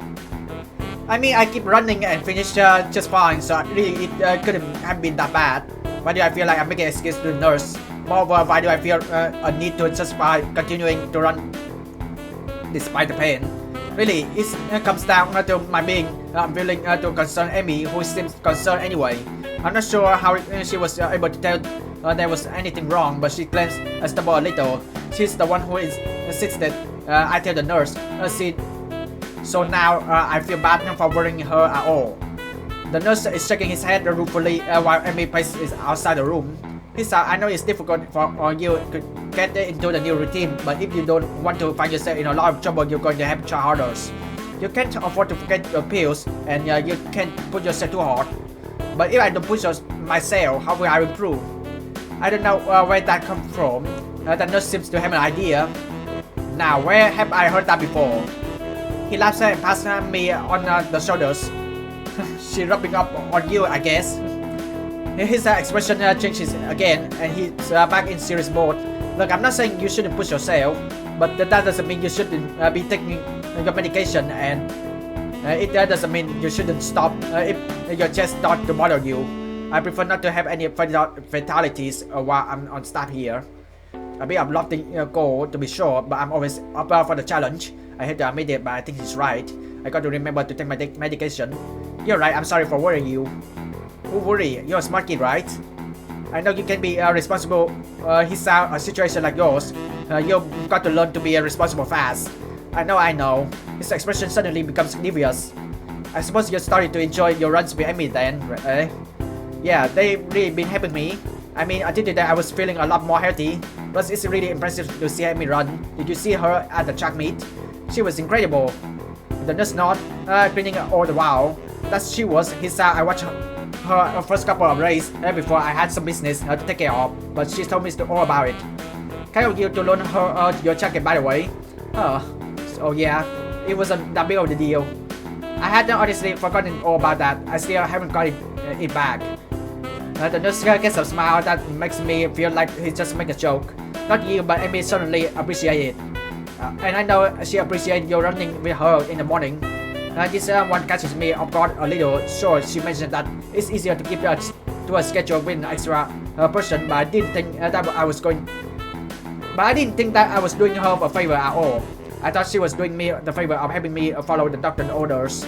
She tries harder when you're around. If there's someone else running with her, she's going to push herself more, and she tries even harder when you're around because, well, it's you. What the heck does that mean? Oh, you'd love to know, wouldn't you? He laughs in the style of evil megalomaniacs. No, seriously, it's because you're her friend. If Rin ran with her, I'm sure she'd do the same. Well, probably. But that's not the point. The point is you're helping her even if you don't know you are. And she's grateful for that, even if she never said it. What do you mean even if she never said it? Amy doesn't talk a lot, but she and I have known each other for long enough that I can read her most of the time. I admit it, I have no idea what he's talking about. Amy always seems pretty talkative to me. I see. But do you know what's inside her brain? Amy's always act happy and talk a lot, but have you ever thought about what's inside her brain? What she's thinking on her mind? The nurse suddenly realized that he's been rambling and stopped talking, looking a little embarrassed. Anyway, you don't have to stop your morning exercise. Just walk the tracker instead of running for a few days. Let things calm down. And take your dang medicines. I laugh as I sit at the office, bumping straight into Amy. Whoops, sorry about that. Are you okay? What did the nurse say? Did you need to go to the hospital? Oh my gosh, it was my phone, wasn't it? I've been pushing you too hard, haven't I? I'm a horrible person. The words of Fort like a Toman, she really got agitated. I didn't expect her to be this concerned about me, to be honest. Gotta calm her down, but how the heck do I do that? I do the only thing I can think of. I give her the hug. Amy takes up slightly, so I pat her head in what I hope is a reassuring manner. Hey, settle down. I'm fine, okay? Don't you worry. No worries. I can feel Emmy's body relax as I continue to assure her I'm fine. Her arms wrapped around me as if she's trying to confirm that I'm not about to fall over pass away. I catch a whip of her hair. It smells like sweat, or how adrenaline should smell. It's the sense of activities, and a hint of strawberries from her shampoo, I suspect. I just need to remember to take my medicine, that's all. Don't worry about it, it's not your fault. You're sure? Her voice is muffled, mostly because at the moment her face is pressed into my chest. Yeah, I'm sure. I just need to take it a little easy for the next few days. It suddenly occurs to me how close the two of us are. It also occurs to me how nice being this close feels. I can feel Emmy's heartbeat calming down, and I have to resist the urge to rest my chin on top of her head. Thank goodness. You really had me worried there, Hisao. Emmy, you're going to come in here anytime soon? Oh, I'm sorry, was I interrupting? The two of us spring apart as if the other just got on fire. Emmy brushes her hair back nervously and laughs. Of course not. I'll see you later, okay? Oh, and Hisao. Take your dang medicine. And god dang it. Really, Emmy? You're playing along with a nurse? This last phrase is punctuated by a punch to the shoulders. Yeah, I remember. See you later. The nurse smiles again like he's on some joke I don't know about and waves to me as I head for my room, feeling burning in my cheeks. I need a shower, a cold one if the thoughts are running through my head now or in any indication. She was really soft. My pills are waiting for me when I make it to my room. I swallow them without a second thought. I don't know why I didn't think of waiting until after the runs to take them. For some reason I figured it was when I woke up or not at all.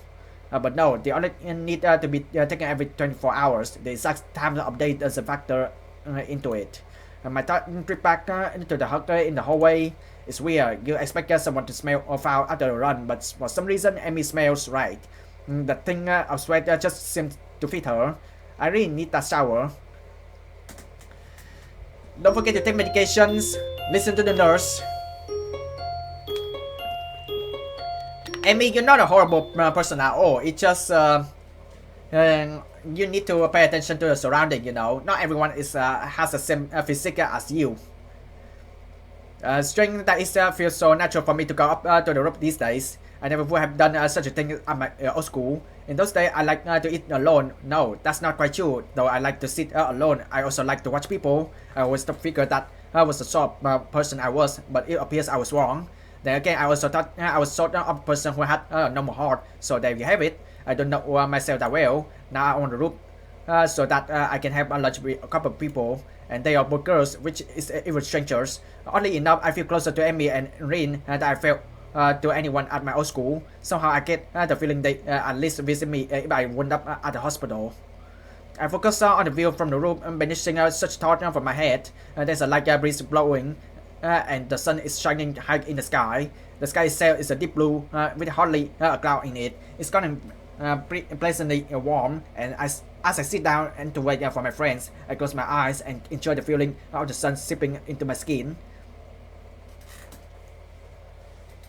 Waiting for Amy's voices intrusive upon the edge of hearing. Since to have fallen asleep on us, Rin. Maybe he's faking to lure us into a false sense of insecurity. Why would he do that? No idea. Still, you make a good point. We should kick him or something to make sure he's really asleep. What? Amy looks over me like only a stroke again, peering at me intently. Oh, you're awake. I guess we don't have to kick you then. Was it part of your master plan? What are you talking about? Amy shrugs her twin tails bouncing with the motion. I'm not sure either. You must be pretty tired to fall asleep out here. Although it's pretty comfortable, I suppose. She flops down next to me and begins to eat. Rin sits opposite from the two of us, a move which only makes me more aware of the girl sitting next to me. If I didn't know any better, I swear Rin did it on purpose. I concentrate on my food, trying to tune out the majority of the conversation that Rin and Amy are having. Despite my best effort, however, I still find myself glazing over at Amy whenever she speaks. I notice how she purses her lips when she's thinking about something, squinting slightly as if that would improve her thinking abilities. Rin said something that became Emmy's laugh, and I noticed, perhaps for the first time, how she laughs with her whole body rocking back and forth, head thrown back, almost like she's about to fall over. I'll probably look like a creep. It's about this time that I realized Emmy's looking at me. Her voice raises slightly, so she probably just asked me a question. Sorry, I kinda zoned out for a moment here. Emmy rolls her eyes, while a slight quirks of the eyebrows is the only sign that Rin's even paying attention. I said, did you get the career surveys in your class too? You know, one of those what do you want to do after high school things? I don't think so. Maybe we get one tomorrow. What are you going to put down? That's a really good question. I guess I always figure I go to college after high school, but I have no idea I do once I got there. And with the heart attack and all, I've really been concentrating on each day as it came rather than making long-term plans. I suppose I can simply start planning ahead again. I always like having at least a vague plan for my future, so it would be nice to come up with one again. Of course, that doesn't change the fact that right now I got absolutely no clue. I always kind of assumed I figured it out in college. That will just become a salary man. That's pretty popular. But do I really want to? That's a tough question. I guess I don't really want to do anything. And you don't sound very excited about that one, do you? She laughs as she says this, and I'm caught up in her lap again. It's so girlish, high and giggly, like pardon the cliche, like a blabbling brook. It bubbles out of her, stung in her belly, and working its way to up her throat. I can't help but laugh myself. It's infectious. Yeah, I guess I'm pretty unhappy with the salary man's idea, but to be honest, I haven't given much thought to the future recently. I suppose that this day I've been more concerned with living one day at a time. Let me consider this for a moment and grins. That's a pretty good idea, Hisao. I just wrote down pirates. I'm momentarily stunned, and then I start laughing. I stop myself and manage to grasp our questions. You're not actually serious, are you? Emmy looks more offended. Well, I got the legs for it already, so I just kind of figures. Even Rin seems amused by this. Just you wait, I'll be a terror of the high seas. I'll show you all. I even been working on my pirate voice. She suddenly springs up and begins swaggering up and down on the rooftop. Shouting out orders. Yeah, me hearties, give me a broadside with the long guns. We wear the guts of our quarters. Do you even know what that means? Rin's unexpected interruption stopped Emmy's in her tracks. Not really, but it's all in the delivery. The ringing of the bell prevents her from demonstrating her point further. Emmy dashes up immediately, leaving Rin and myself alone on the roof. Rin stares at me intently for a few moments. Is there something wrong? Rin considers this question closely for a moment. After a lengthy pause, she shakes her head. Nope. Why the staring then? She shakes her head again. Nope, I don't get it. Get what? The staring things, you two seem to, but I don't. Great, she saw me staring. Now she's probably think I'm pervert or something. Actually, probably not. This is Rin we're talking about after all. Still, I feel the need to defend myself. I wasn't staring, I was just tired. Rin actually snorts at this, but she doesn't say anything. No, really, I was just distracted, it's all. Eager to end this conversation, I head back down to class. I'm greeted by the twin specters of Shizune and Misha, looking like they mean business. Well, Shizune looks like she means business anyway. Misha just looks like she's about to start laughing at any minute. I'm on the roof again, Hichan. You know that's dangerous, don't you? Yeah, I know. That's right.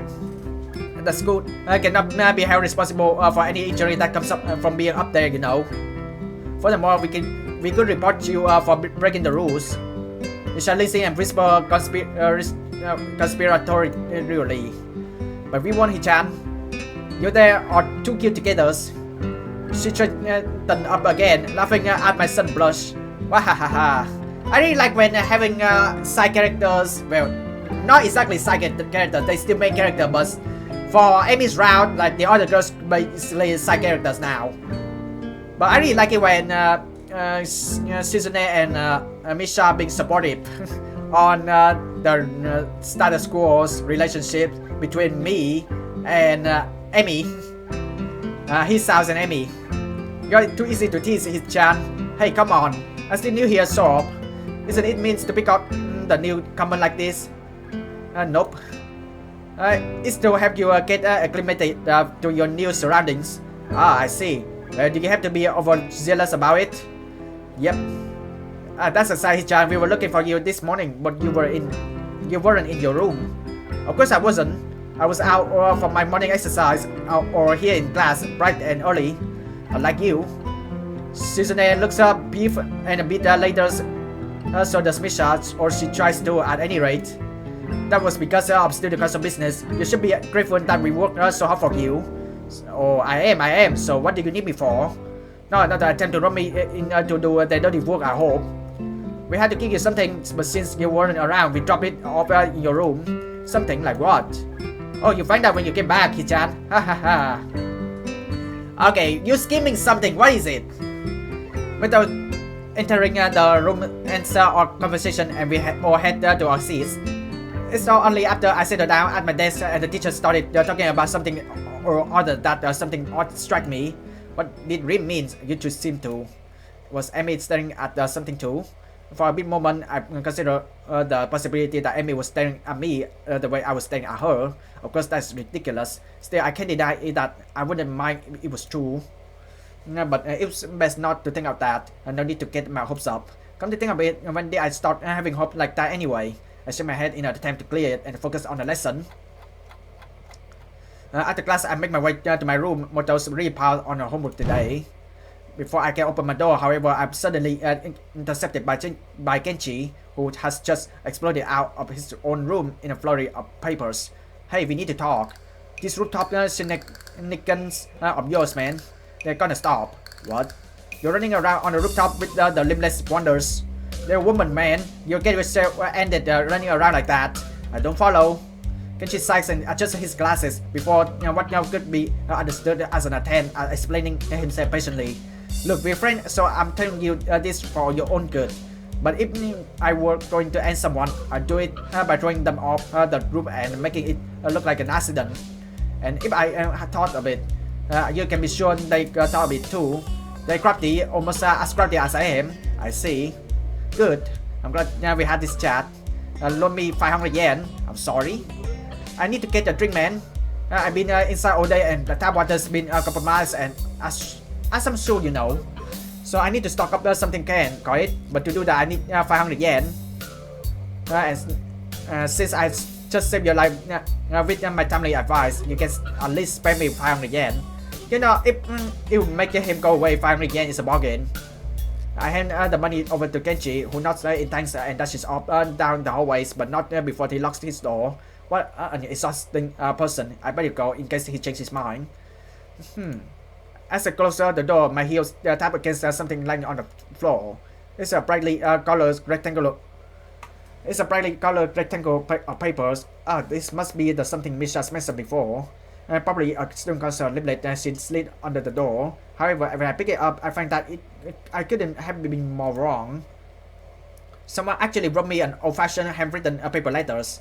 Who bother doing something like that in this day and age anyway? Yet as unlikely as the prospect of receiving one sound, this is definitely a letter I have in my hand. I was planning on finishing my homework, getting some dinner, and going to bed in order to be ready for tomorrow morning runs.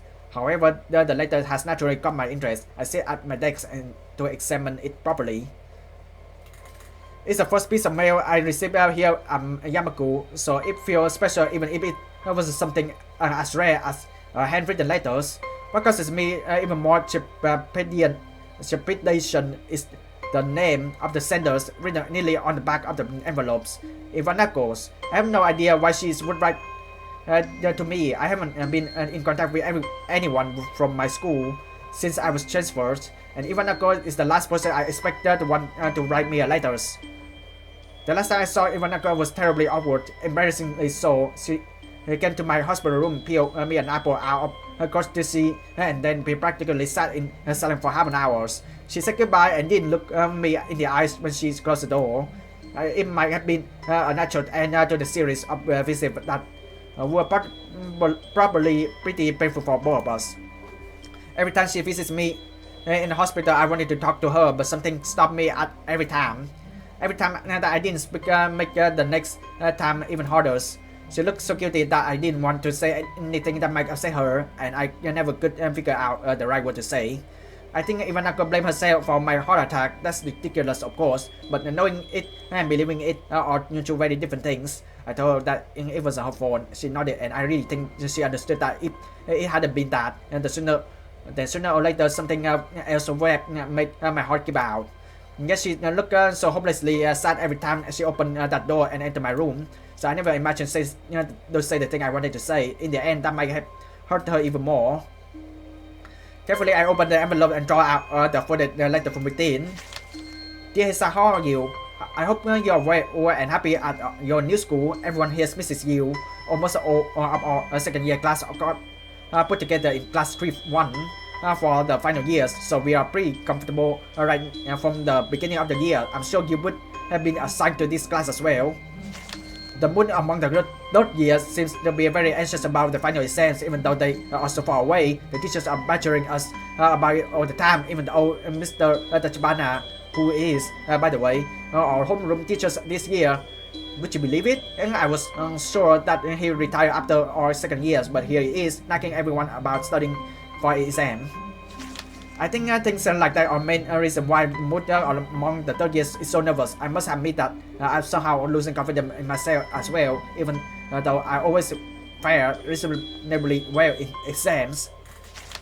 It's so weird to think that we already senior, isn't it? Time has really passed. I wonder where it went. The new first year seemed so young and somehow really innocent. I keep wondering if I was like them in my first year. I've been feeling nostalgic like this for whole first trimesters.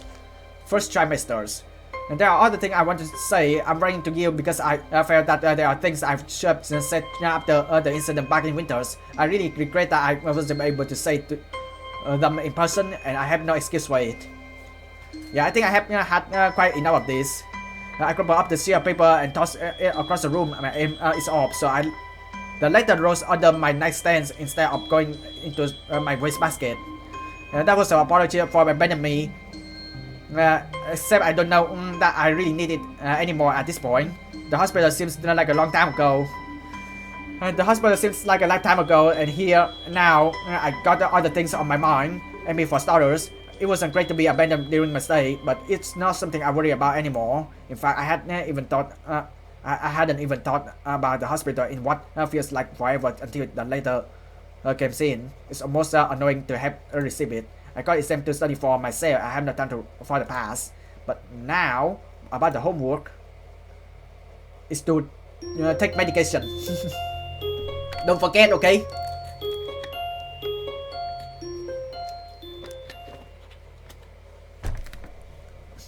So what's the plan for today anyway?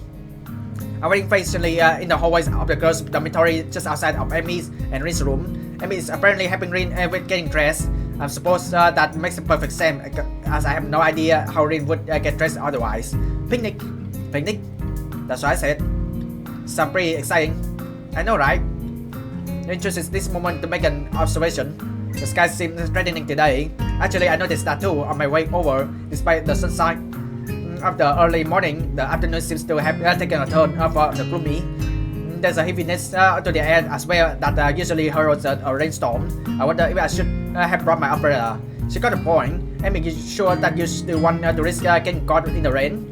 I don't know. I don't even know why I bother asking. Amy pops out of Rin's rooms into the hallway, looking shocked that I even suggest cancelling our plans. Of course. What's the threat of rain supposed to stop me?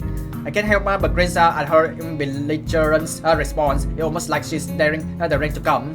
If Mother Nature were walking down the street, I think Amy would probably start a fight with her, or at least challenge her to a race. In fact, Amy seems almost aggressively cheerful today. Rin wandered out into the hallways, looking her usual self. Wait, then, are we all ready to go? I'm ready. Rin nods and says the single word. Basket. Beg pardon? The basket in Emmy's room, you should carry it. Emmy claps her hand to her mouth, embarrassed. Oh my gosh, I almost forgot all about it. Let's save Rin. Amy dodges into her room and emerges with what looks like a very well-stocked picnic basket. As she hands it over to me, I note that it feels heavy enough to be one too. Good lord, how much food did she pack? More to the point, where did she get the money for all of this? So are we set to head out? Yep. Rick gives another nod and we head out of the dormitory. I can't help but frown when I notice how bright the skies gotten in the 10 minutes I was inside. Still, Amy does not seem concerned by such petty concern as the color of the sky. She's positively skipping as we walk. Which reminds me, where are we going? This brings Amy up short and she shows.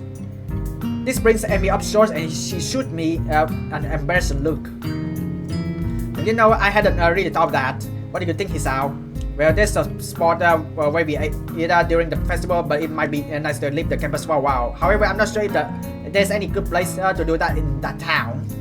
Just as I'm about to open my mouth and unexpectedly interjects with a suggestion. There's a poker in town near the art shop. A great idea, Rin. I totally forgot all about that place. Crisis averted. You can know how to get there, Rin?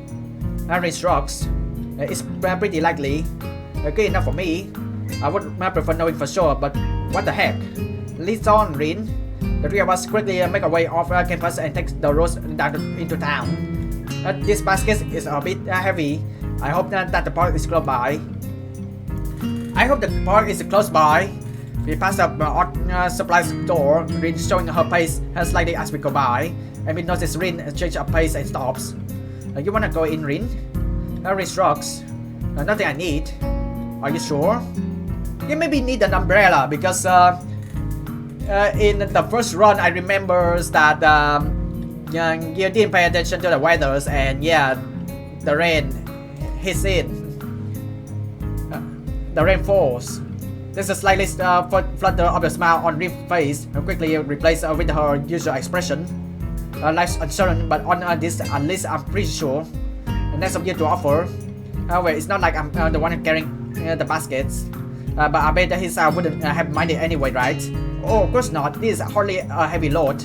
I flex up for emphasis. Amy still for a snort of laughter by pointing to the park at which we suddenly arrive. Oh, I remember this place. I ran into you here that one time, didn't I, Rin? Rin's eyebrows raises slightly. Maybe. I'm unwilling to say for certain one way or the others. Memories is a tricky thing, you know. Well, Abby, we make it in one place after all. The sun's still nowhere to be seen, but neither Amy nor Rin seems to mind. Wow. We finally have picnics now. And I hope there's no rain. I really hope there's no rain. Because I still remember my first run, by the way. You invited your other friends, but they rejected because there may be rain.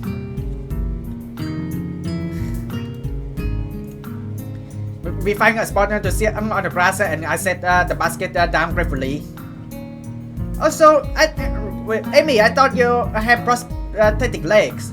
How will you be able to wear long socks or legging? There's a surprising amount of food prepared. Maybe we were supposed to be joined by some of Amy's teammates or something. I'm starving thinking. She attacked the food as if she has nothing to eat for years. Well, that started me. I knew it. It's rain. I knew it. It's rain. That's the start of me.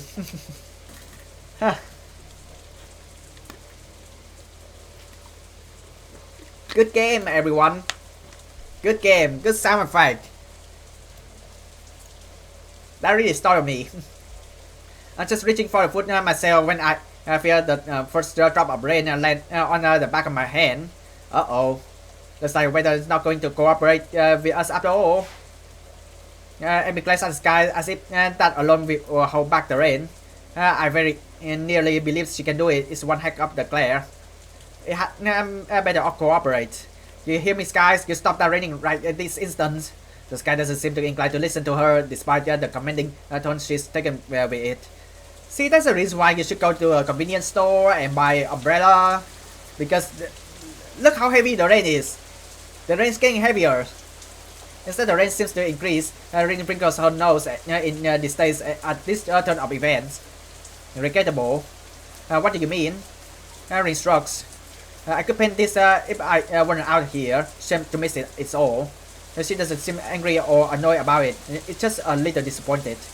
Amy laughs in response to Rin's comments. I guess we should have stopped at the. Guess we should have stopped in the art supply store after all, huh? The rain increases a little more, offended that we haven't played yet. Despite the warm temperatures we've been enjoying, the rain is rather cold. I wish that I bought my umbrellas. Hey, we should probably head inside to keep dry. We already pretty wet, Hisao. Yeah, but we can dry off this way and maybe wait out the storm. You don't want to catch a cold or anything, do you? And consider this for a moment. I can tell that part of her wants to stay out in the rain just to spite the weather. Unfortunately for her, the weather hardly cares about what we do. I suppose you're right. Where could we go? I don't have the answer for her. The area is still pretty new to me. So I guess I'm slowly getting used to the school itself. The surrounding town remains a mystery. All I know is the art supply store, and that's only because we had just passed it. Unfortunately, Amy soon snapped her fingers in triumph. That's it. There's a tea shop nearby. We could have some teas and try it out, no problem. That doesn't sound like a bad idea. Great, you know where it is. Amy's not looking fairly confident. Sure do, I think. But it'll be an adventure either way, right? Adventure, huh? Well, I suppose we could use a little adventure. I think as long as we get out of the rain, I'll be happy. The picnic basket is a little lighter now. I get at least. The picnic basket is a little lighter now, at least. Listen, Amy. Rina, I follow Amy as she weeps through the street with something approaching confidence. Now a left here. There, the Shanghai. Amy beams triumphantly as she points to the tea shop. It seems fairly crowded inside. A symptom of the sudden rain, I'm sure. Welcome, can I? Well, what a surprise! I still remember the Miss Library is working in the tea shop. I'm surprised to find out that our waitress is none other than Yuko's. She sure looks apart in her uniform. It's hard to believe this is the same librarian from our school. Does she work 2 jobs? I guess that must be it. Oh, it's you. Yuko seems to know Amy. It seems like Yuko is more confident now in her maybe maid outfit. Amy grins brightly, pleased to be remembered. Hey Yuko, I didn't know you work here too. I know you. You seem awfully familiar, but I don't think I've ever seen you here. We met at your other job at the Yamaku Library, remembers? Her eyes widen in memories. Yeah, that's it. Nice to see you again. Oh no, this is bad. I should have remembered a customer face. I'm sorry, I'm terribly sorry. You got from realization to panic in a split second, performing a series of high-speed bows, narrowly avoiding headbutted in the process. Whoa, hey, calm down. Listen, I was a customer when we first met. In fact, I hadn't ever been to the Shanghai, so it's alright. Not the best display of logic, but it seems to relax her a little. Do you really think so? Yes, I'm sure. Positive, isn't that right, girls? Amy has been watching this little drama unfold with considerable amusement. Yep, it sure is. Well, okay. So Yuko got room to see us. Yuko nods and leads up to the corner booth, providing us with some small towels before taking our orders. What will you have? Cake and some tea too, I guess. What kind of cake? Oh, surprise me. A makase cake. Yuko looks uncomfortable at the thought of surprising anyone, but she gives a nod and turns to Rin. And for you, I'll take a shower. My feet are all wet. Sorry. The drinking can you show one please? Yuko is obviously uncertain what to think about this. She fiddles with her pen and stationery for a moment, looking like she's about to cry before turning in my direction. And you, sir? Just tea, I think. I mean, would probably yell me if I order cake. Oh, come on, Hisao. Don't let me be the only one with food. I feel like a pig. Just trying to eat healthy. Your order after all. Well, today is your day off. You can be healthy tomorrow. Well, then I suppose I have some cake after all. Yuko seems like irritated that I'm changing my mind. What kind? I guess Amy agrees. Surprise me? I feel bad for Yuko's. How can she be able to serve us now if we order like this? Yuko sighs and nods. Very well, your order will be out soon. Despite the crowds, orders does indeed arrive quickly. Thanks, Yuko's. Yuko's nods in appreciation. This is a different guy than usual, isn't it? What different guy? Amy must notice my confusion because she seemed a little embarrassed. What? Oh yeah, I guess he is. This is my friend Hisao. We met. A small world. Well, let me know if you need anything. With that, Yuko takes off like a shot to waste on some other tables, leaving me to ponder her comment. Different guys, huh? I guess it makes sense, right? I mean, pretty popular, also, I've been told. It's probably that kid from the track team. This is stupid, I can just ask Amy. So who's this other guy, huh? You got a secret lover or something? I mean, last again, only I get the feeling it's from nervousness as much as anything else. It's just a track team captain. He likes just coming down here after practice sometimes. So if you have anything to discuss, I tag along. Sounds mighty suspicious to me. Oh, I see. I could let the matter drop, but I can resist at least getting another dig in. So it's a secret lover? I knew it. Rin watches our play and seemed mildly amused before muttering something that I don't quite catch. Anyway, what, huh? We just back from wherever her mind wandered off to. Huh? What did you just say? Huh? No, before that. No idea. Oh well, okay. I let the matter drops, but I can't help but notice that Amy seems relieved that Rin interrupted the conversation. Maybe I went a little too far. Conversation passed away down for a moment as Amy and I busy ourselves with cakes. Mine is a strawberry and surprisingly good. Amy, that's my food. Give it back. Amy seems to think so too, as she suddenly switches over with her fork and steals a bit. Thief. Pirate, there's a difference. We're not on waters. Well, no, but there's a lot of water outside, so it still works, right? Besides, you can have some of mine. I think it's cranberry or something. I should have asked for the strawberry. I like strawberry. Feel free to have yourself to mine if you really must. For some reason, I feel compelled to add, seeing as how you already done it once and all. Amy sticks her tongues out at me, but that doesn't stop me from appropriating my cake. I tried some of her as well. It's raspberry and it's pretty good. The rest lets up.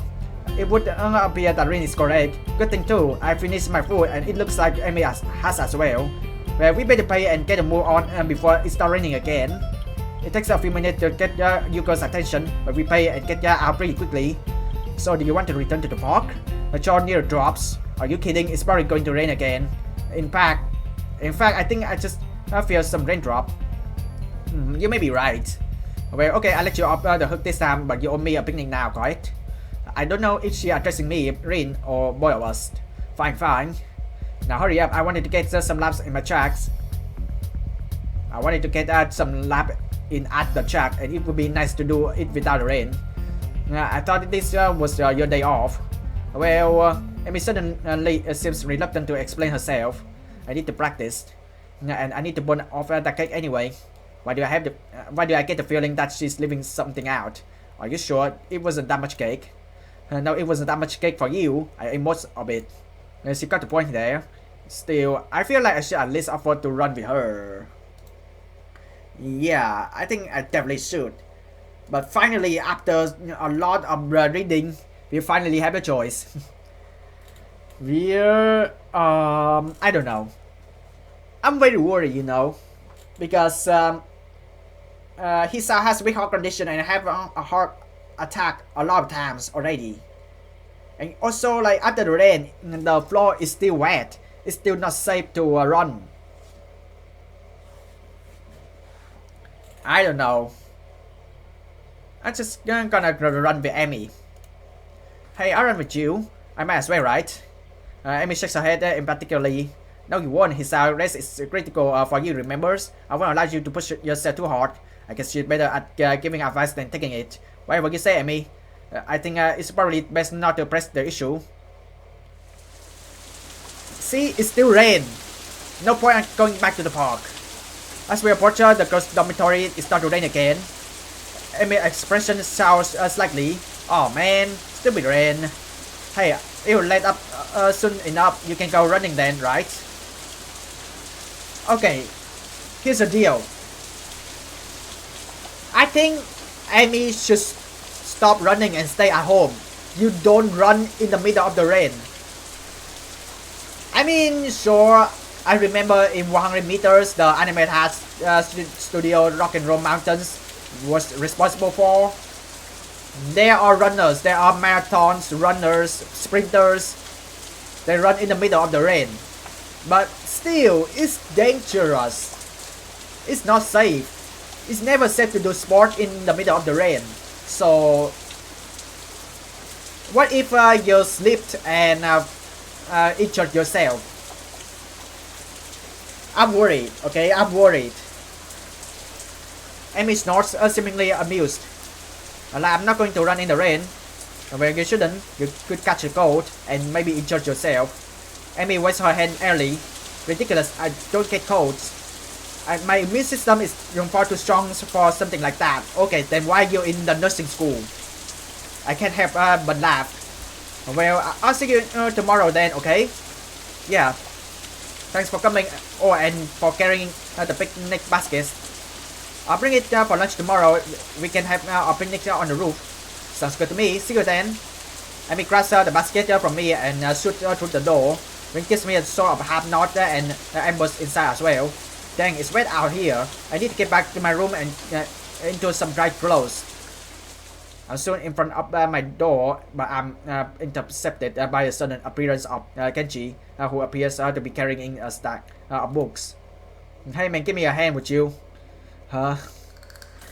The books are unceremoniously dumped into my arms as Kenji fumbles with his room key. Thanks to your lightsaber. If you weren't around, I have to keep my door unlocked, and that's just begging for troubles. The perfect opportunity to set up an ambush, or maybe just plant a bomb if they don't want to get their hands too dirty. Probably don't. Afraid they'll break nails or something if they have to stab me, woman. My mind thinks about digesting the wormhole torrents that just have been released. My mind thinks about digesting the wormhole torrents that's just been unleashed, but he likes to remain comfortably in the docks. Anyway, where have you been, man? I could have used some help carrying this back from the library. I knocked on your door, but you weren't there. Oh, sorry. Not really. Not really. You appear to think I'm some kind of pack mule. I was out with Amy and Rin. I'm not gonna lie though. I really want to skip Kenji's dialogue. He's annoying. Kenji staggered back in shock. It looks like I just shocked his dog if he had a dog. The limbless lady again. What did you do this time? Well, we wound up at the Shanghai. Prevented from continuing by a sudden exclamation of despair. The Shanghai? Why the Shanghai? No, man. You can't just go to the dang Shanghai. It's the most dangerous place in the city. The veritable strongholds of their best agents. I know, I met them. They start at nothing to lure you into a false sense of security. Then bam! He hits the door. He hits his door for emphasis. Wallet is gone, but bus pass gone. Identity effing gone, man. Promise me you won't go there again. He said so vehemently opposed to the idea of the Shanghai that I'm willing to lie a little in order to get to my room. Sure, I won't go there again. or at least I won't ever take you. I've gone there again. This seems to modify my spectacles companions. Good. Sorry to come on. Sorry to come on so strong, but I know the danger there too well to let you just wander into a line then again. You got out of there like once, but twice pushing it. Yeah, well, I need to get changed and do homework, so see you later. Huh? Oh, sure, whatever. I suddenly remember that I'm still holding the books. You better take these. I catch a glimpse of one of the titles, something about cryptography. Wow, weirdos. Can she cross his precious cargo from me and disappear through his doorway? I open my own door and walk in, grateful to get out of my soaking wet clothes. The rain outside picks up and I find myself hoping that Amy is not out running in this weather. She seems so adamant about doing the run alone. I can't help but wonder if her legs are still bothering her. I try to remember whether or not I seen her limping today, but I can't because I was too caught up in enjoying the day, even if it did rain on us. And as I think back over the events of today, I keep finding myself focusing on my running partners.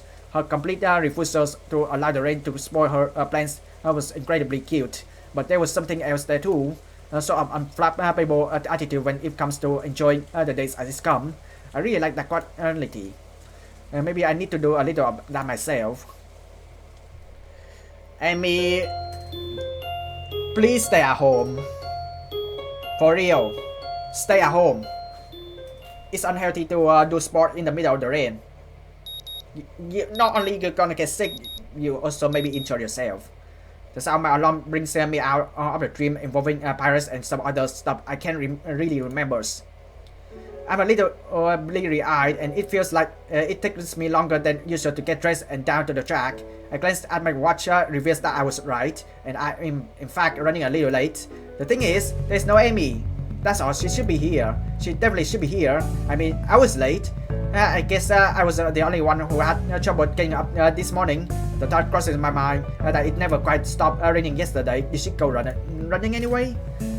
It seems like Amy has a lot of things, but cautious isn't one of them. She probably figured the rain wouldn't stop, and that's why she was so adamant about running alone. Still, I would have gladly run with her, even if it was in the rain. Heck, if anything, I would have been able to convince her to come in once it got really bad. That would be why she didn't want me along, of course. Even so, I can't help wanting to know where she is. Nothing for it. I better stretch and run and hope that Amy shows up now with a grin and an excuse. No, she's definitely sick. She's definitely sick. On my cool down lap, I'm forced to admit that Amy isn't showing up. Furthermore, I have no idea where she is. Anxiety gnaws at me while at the same time I wonder just why I'm so worried over her. The run helps to take my mind off it for a little while, but now that I'm finished, I'm back to worrying. It was really not having her here, downright unnerving. It suddenly dawns on me that I've been running to hang out with Amy as much as I have been running to stay healthy, probably more to be with Amy. Now that I think of it, it's one of those things that are completely obvious, yet somehow I never realized it. She really is someone I enjoy being with. As our relation goes, it's hardly worth checking. All the same, I find myself feeling slightly shocked. When did this happen?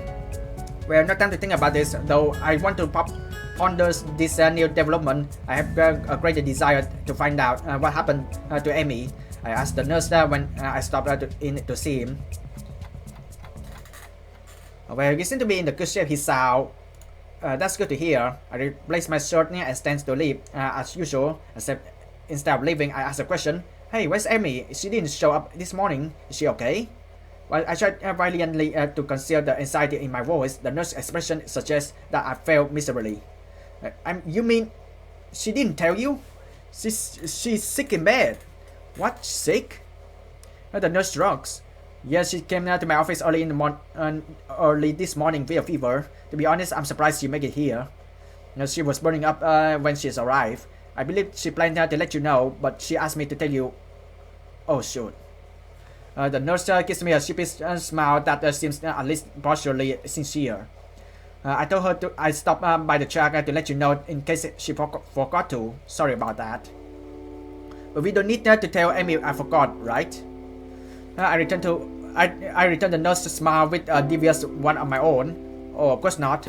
These fine blackmail materials I saved for whenever I need a favor from you. The nurse laughed. Well, I guess I deserve that. But you know, I got tons of blackmail on you that you're not even aware of. So don't push your luck, okay? My expression earns another laugh from the nurse. I'm just kidding, Hisao. But seriously, don't tell me I forgot, okay? Your secret is saving me. Oh good, now go on, get out of here. Wait, I got one more question. Shoot, is she going to be okay? Oh yeah, definitely. Her fever was high, but it was already starting to go down by the time she came by my office. I'll probably check up on her again at lunch to be sure, but I expect she'll be up and about by the evening no matter what I tell her. Maybe I should visit her after class. It takes me a second to realize I've spoken out loud.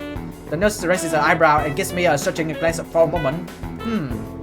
Well, it might not be a bad idea. You could let me know if she's taken a turn for the worse, I guess. But no funny business, you got it. I know what mess you're on after all. I think that's a threat against my life, but I'm not sure. Don't worry, nurse, I'm not going to do naughty things to Amy. Either way, I assure the nurse that my intentions are just to exit the office. Interesting that the nurse sees me as some sort of potential suitors to Amy. Even more interesting is how pleased that makes me feel. I need a shower. The lunch bell rings. I find myself disinclined to make my way up to the roof. After all, I'm betting Rince knows where Amy is, and if that's the case, then I doubt she bothered going up there. More to the point, I doubt we have any sort of stimulating conversation. If she did, chances are she prefer to be alone up there anyway, so I don't accidentally ruin her train of thoughts or something. Unfortunately, I don't really feel like heading to the cafeteria either. Guess I go to the library instead. I need a new book to read anyway, having finished my other one yesterday before bed. Maybe I can find more by the same authors. I love libraries. They smell like dust and paper and ink. All these stories and facts and opinions crowded together in one place and makes the air come alive with potentials. I'm not sure how to navigate Yamaku's library yet, having mostly stuck to books I brought with me, so I searched for a librarian to ask for help. I suppose she's not. Can't believe it. Hi there, Miss Library. I suppose she's not around. Can't believe it. Yuko's looking rather distracted, suddenly emerged out from one of the aisles. Alright, excuse me. Oh, can I help you? Actually, I was looking for a book. So am I. Advanced cryptography. We just got it in, and now it's gone missing. I really wanted to read that one. Cryptography. Yeah, that is. This guy I knew. Not sure how to describe it. Skip to the end. He got me interested in cryptography. Only now the book's gone, and I think it's been stolen. Sounds pretty terrible. Yeah, especially because now I have to search the whole library for it, even though it's probably not even here. He seems busy. A little. She does his off. Down another hours, and I resign myself to finding my own dang book. Plenty of choice. Oh come on, how did I get lost? These aren't even printed books, they're all in braille. I guess that makes sense in a school like this, but honestly, it's a little annoying. I'm sorry, is someone there? A little voice drips out from behind one of the cubicles set up for research. As I approach, I see that Lily's been reading a book while I've been stopping about the hours. Oh no, I should be apologizing. I didn't mean to make so much noise. Mai, is that you, Hisao? I've not heard from you in quite some time. I was beginning to think you forgot about me. So sorry. Lily laughs in that refined manner. Lily laughs in that refined manners of hers and shakes her head. I'm only teasing you, Hisao. From what I hear, you've been busy. Morning runs with Amy. Morning runs with Ibarasaki, Amy, and lunch on the rooftop. If I'm not mistaken. Yeah, I guess words get around pretty quickly. That I can't coach poor Hanako on the roof anymore. You three are always up there, claiming the spot for yourself. She chides me gently. Not those. It's pretty clear. She's just teasing me again. Still, I feel need to apologize. Sorry, we could eat lunch somewhere else if it has real problems. Oh no, I wouldn't worry about it. Hanako and I have other things to do at lunch too, such as read in the library, as you can see. Oh, Hanako is here too. I didn't see her. Lily smiled a bit enigmatically. Oh, she's around here. She's around somewhere. But I'm surprised Hisao, you're in here instead of up there. What brings you to the library? Well, Em is ill, so there's no lunch on the rooftop to keep me occupied. Lily raises an eyebrow at my statement before giving another chuckles. My poor Rin must have felt left out. It's not like that. But I'm sure it isn't. Emmy tends to be the life of whatever group she's in. It's a shame to hear that she's fallen ill. Will she be okay? Somehow I get the feeling that Lily just inquiring out of politeness, but I respond anyway. The nurse thinks so. I'm going to swing by and see how she's doing after school myself. Another raised eyebrow. What a noble gentleman you are, Hisao. It's nothing really. It's just checking up on my friend after all. So it's just friends, is it? How disappointing. I'm just glad that Lily can see it. But somehow she knows that I've been flustered by her comments anyway and laugh. I'm sorry, Hisao, teasing you again. Please do tell Emmy that I hope she feels better, won't you? A glance at my watch reveals that I'm very nearly out of time to find my books. Of course. Hey, I got to find a book before lunch is over, so I better get going. See you later. That was probably not the best phrase to use. Lily, however, takes my gaffer in stride. Until we meet again, Hisao. I never do find the book I was looking for, but I walk out of something else instead. My stomach growls slightly, letting me know that I should had something for lunch. Oh well, I grab something before I visit Emmy later. It seems as if time has decided to slow down for the express purpose of annoying the heck out of me. Class feels like it drags on for ages. I suspect that my being consumed with worry probably has something to do with it. Blessed with bell rings, and I dash out of class, drawing a few raised eyebrows, I'm sure. I have spent the majority of days fretting as unobtrusively as I could. Even though the nurse thinks that Emmy is perfectly okay, I want to see for myself. It doesn't take long to get to the girls' dormitory and make my way to Emmy's room. Standing outside the door, I suddenly pause. What if she's resting? I hate to wake her up, especially if she's still feeling ill. Then again, if she sleep all day, then it could throw off her sleeping schedule. But rest is important if you're ill, isn't it? I can't decide what to do, so I settle for standing outside the door, looking like an idiot. Then I hear Emmy's voice from behind the door. Thanks for your concern, but I am okay. Is she talking to me? I'll see you at practice tomorrow. Guess not. Still, clearly she's not asleep, so I can knock her without worry. So why this clenched feeling in my gut? I wasn't nervous about dropping by the other day, so why today? Granted, I still haven't really had the time to figure out this newfound interest at Emmy's well-being. I don't have a lot of experience in the matters, of course, but certainly this seems to go beyond the feelings of mere friendship. But could I take that step? Could I even bring myself to risk what I have right now? I mean, it's enough to be friends with her, isn't it? Either way, shouldn't I just open the door and see how she's doing? That's why I came here, right? What if she's not dressed yet? The image that flashes to my mind because it's my heart to skip a bit, literally. I should probably not ever think those thoughts again, not if I want to avoid a heart attack. I suddenly realize I'm still standing in the hallway looking like an idiot. Amy still seems to be in the middle of the conversation, but I knock anyway. Hopefully she won't mind the interruption. You worry too much, come in. The door's unlocked. So it is. I open the door and step in, which is about where my thoughts process comes to a grinding halt.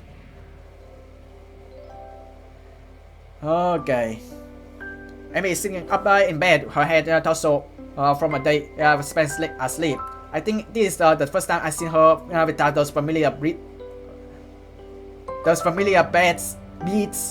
in her hair. Bedheads, beads, not braids.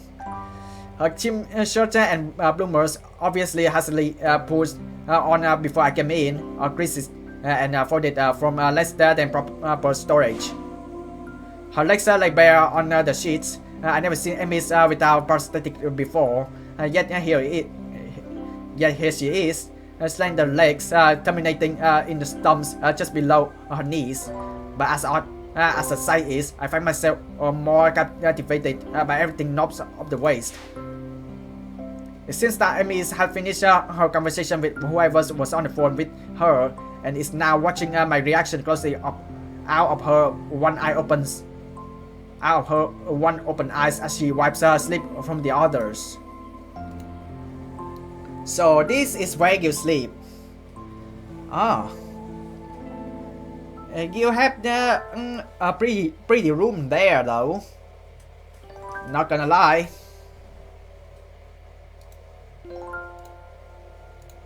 Her expression from being embarrassed is rather one of a surprisingly wide yawn, one perhaps appropriate from such a small mouth. A grin that for a brief moment seems almost flirtatious tucks at the corner of her mouth as she takes the sight of me in. I can do nothing but remains in the statue fluctuating between fears, confusion and not a little bit of lust. Amy hastily sweeps her hair out of her eyes, fixing it back into place before addressing me. Oh god, so that's your whole room. Messy drawers, not gonna lie. So that's a whole bed. Jesus. Okay. I'm not gonna lie though, I keep showing image because I want to appreciate how awesome rotoscoping is. The illustration, the background art so good. Character designs, amazing. It seems a bit of course, Hisao. A vapor of laughter erupts from her and I find myself grinning and rubbing the back of my head ruefully. Sorry, I just never seen someone so this evil look so attractive. Never seen you without your leg on. I never seen you look so... I'm sorry. Amy giggled again and moves to sit up a little straighter. I'm caught up in the movements of her shirts, very nearly losing myself. I was wondering what your reaction would be. The nurse and told me you were going to drop by, you see. And I know you haven't seen me wave, without legs. I respond in a tone of casual surprise. Oh, you don't have them on? I didn't know this. This is almost the truth. I very nearly didn't. I'm not trying to be suave or anything, mind you. Somehow I think Amy would get offended by that. Instead, she sticks her tongue out at me and chucks a pillow at my head. But... I definitely catch the pillows and take careful aim before throwing. Okay, are we pillow fighting right now? Amy laughs and rolls to one side, dodging my shot. The shifting of her shirt distracting me enough so that the next run from pillows hits me right between the eyes. Oof. I retaliated, of course. And once I retaliated twice, well, a war was bound to break out sooner or later. And really, when Amy appears to have far better aim than me, well, it was just a matter of time before I have to resort to a self-harm charge. Gotcha! Eep. Oh god, bam, smack, beef. Whose idea was this? Having that big words in front of the characters. Whose idea was this? Very funny. Ha ha ha ha.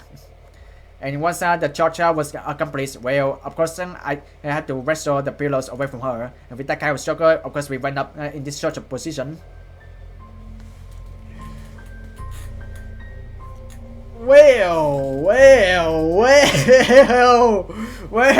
okay. That is okay. That position. Ooh.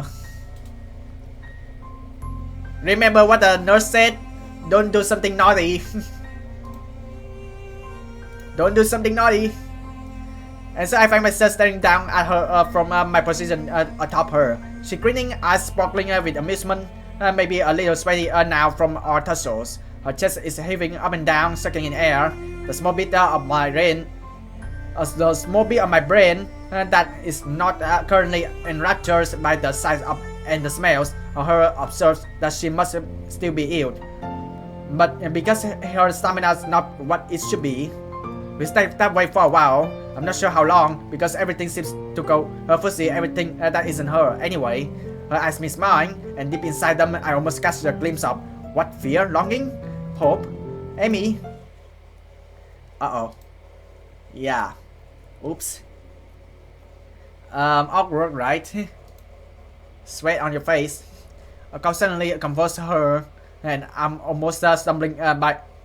A cop suddenly converses her, and I'm almost stumbling in my haste to get off to apologize for everything. Sorry, I shouldn't have. It's fine, it's fine. She gives me a reassuring pat on the shoulders. So what brings you here? She's still breathing hard, and that caused her voice to shake slightly. Well, before I was so rudely assaulted by pillows, I came to see how you were doing. This earned me another shove, and I very neatly off her bed. I mean, I sparkle again, and I wonder how I never noticed how attractive they are before. Consumed with worry, were you? Her tone is mocking, haughty, teasing. She throws her arm across her forehead dramatically, grin still apparent from underneath. Couldn't bear the thought of me laying ill. As we both recover from our brief wrestling match, Amy appears to fall back on teasing me. Well, I wouldn't say consumed with worry, but after you didn't show up this morning like a total wuss.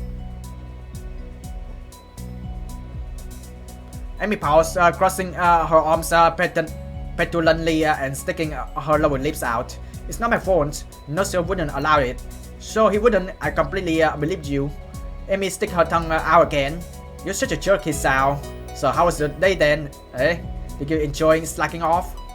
Not really. The phone woke me up pretty early on. The phone? Yeah, the captain of the team called to make sure I was doing okay. Also to let me know it was okay to skip practice. Good, at least she wasn't alone all day. Someone checked up on her. Although I can't help but thinking that it should have been me. Oh, that's good. He really keeps an eye on you, huh? Amy shrugs. It's his job. Part of being the captain means you know where your team members were or when they're not in school. Still, I guess it was nice of him to call her. Yep, it sure was. Amy yawns and shimmies down into a more comfortable position. So how was your day? Kind of uneventful, you know. I went ahead and ran by myself and talked with the nurse about how you were doing. I mean, there's through the day's events, none of which are particularly engrossing. That's when I'm distracted by an arm finding its way across my waist. It seems that Amy fell asleep while I was talking, so I draw her a blanket to cover us. Whoa, really? Are we going to sleep together? Are we going to sleep together? Hugging each other and... Okay, I'll stop. Dirty thoughts in my mind. She rolls over to her side, and now one leg is thrown over my legs, effectively strapping me. Hey, it's a shame to wake her. It seems a shame to wake her, but I have things to do. Yeah. Sleep tight, Amy, and hope you feel better. I gently shake her, but in response she only tightened her arms, grips on me and sighs a little. My resistance to this position crumbles rather quickly. The feeling of her body breathing steadily is both calming and incredibly stimulating at the same time. My breathing cannot decide if it wants to relax or speed up. Relaxation wins, and I find myself putting an arm around Amy. I think I'm in love. Yep, 100% you in love with Amy. Because we are following Amy's route at the moment, so you're definitely falling in love with Amy. The words slip out and hang in the air unnoticed.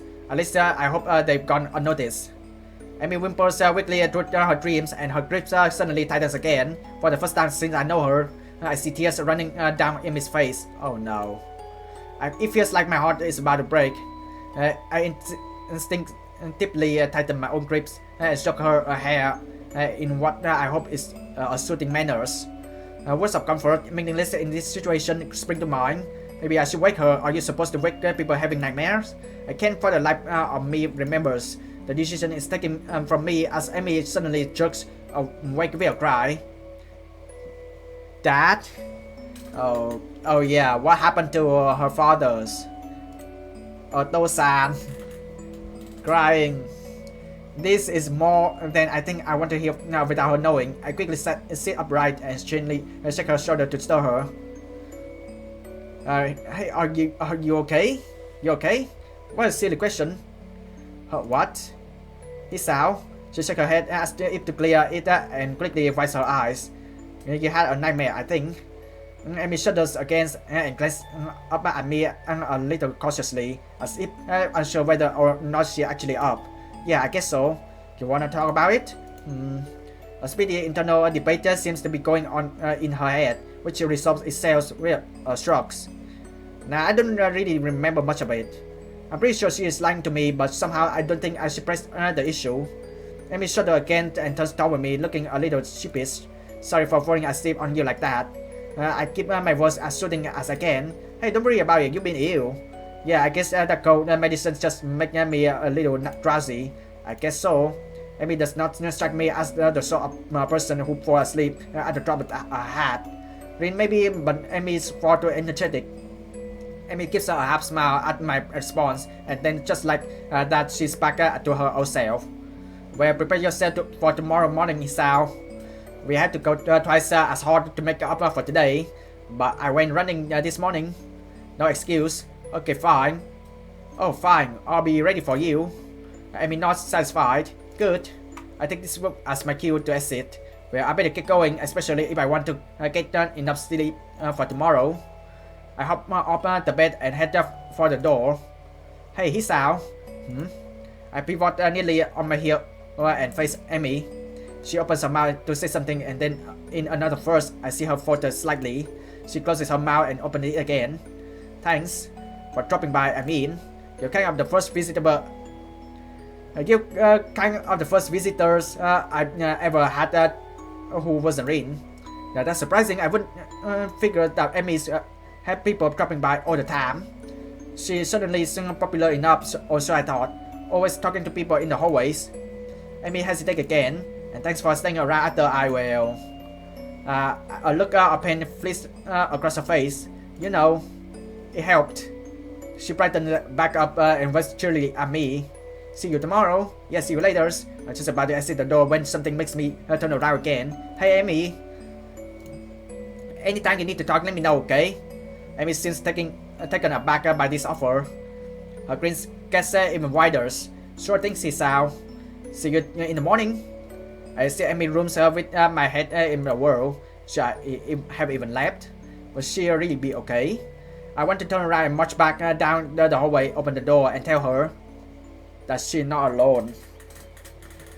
She definitely feels lonely. We still don't know what happened to her father yet. But hopefully, maybe later. Tell her I love her, tell her that I think she's beautiful. Tell her that I'll be there when she needs me. I want to stay with her to hold her close as she falls back to sleep. How many nights has she woken up like that, only to find that nobody's there? I want to be that person she can be with when that happens. It's a silly thought though, I know. It's a silly thought, I know. We don't know each other that well, do we? The whole idea, wow, it's exhilarating, also makes me feel worried perhaps that I overstepped my bounds, and that to add to my trouble, it seems as if Amy herself already has an interest in someone else. This tracker captain of hers who seems so interested in her well-being. True, I only seen the two of them together a few times, but that doesn't change the fact that they seem better suited to one another. There's really nothing to be done about that. I need to take my mind off of this whole situation. I got homework to do. Maybe that will distract me. And hopefully Amy feels better for the next day.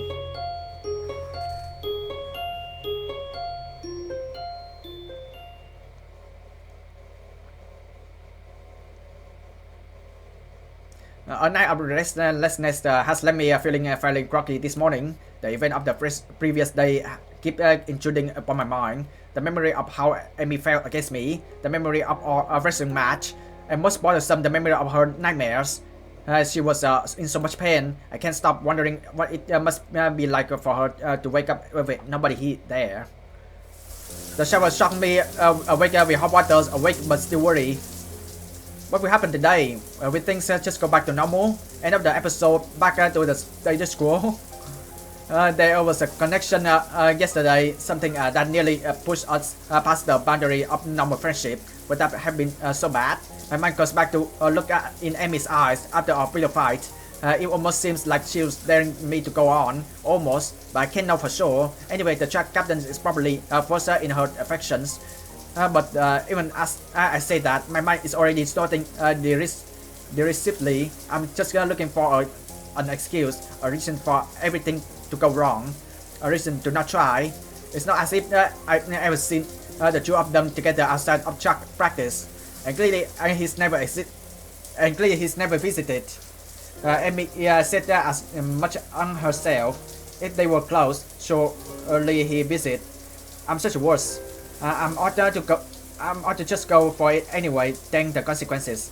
That's what Amy would do, I think. Heck, I know what that's what she would do.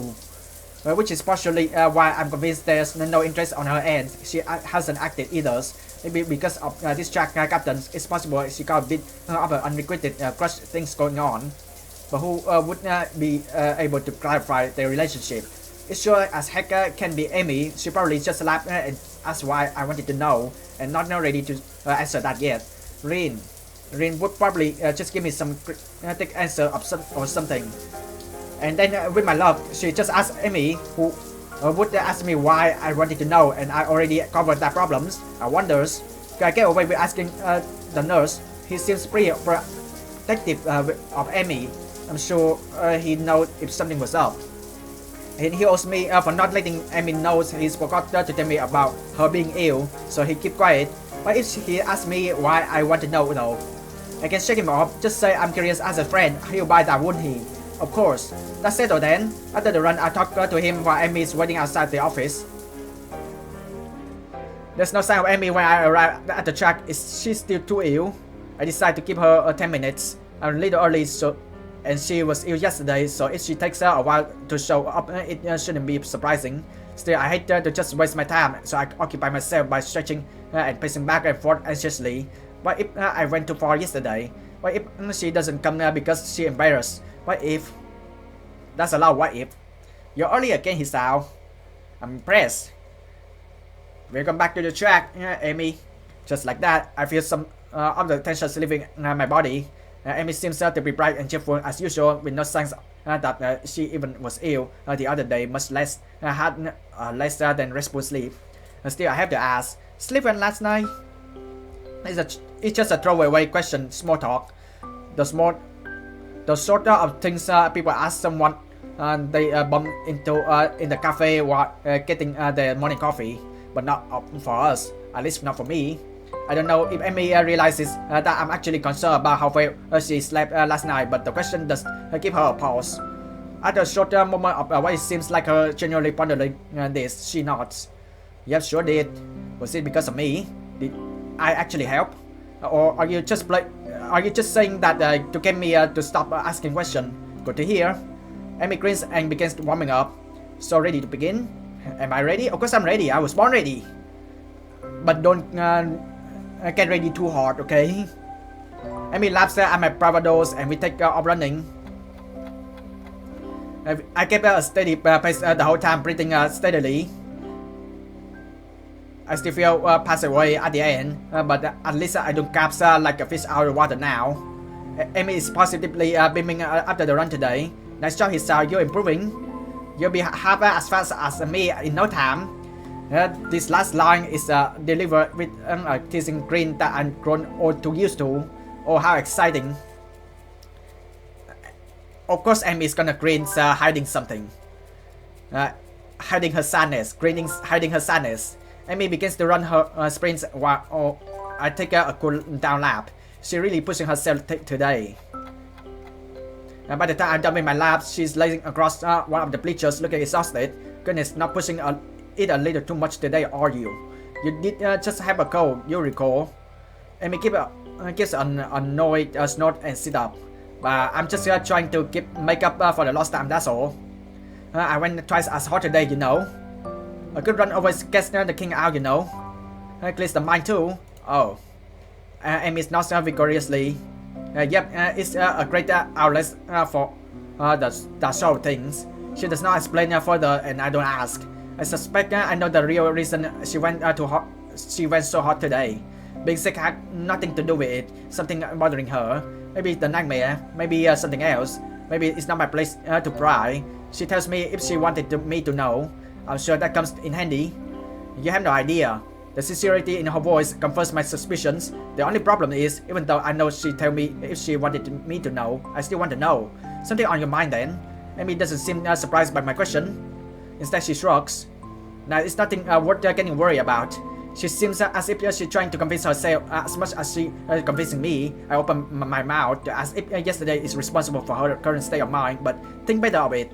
Too much risk of her taking the question the wrong way. Besides, I'm not even sure myself what to think about yesterday.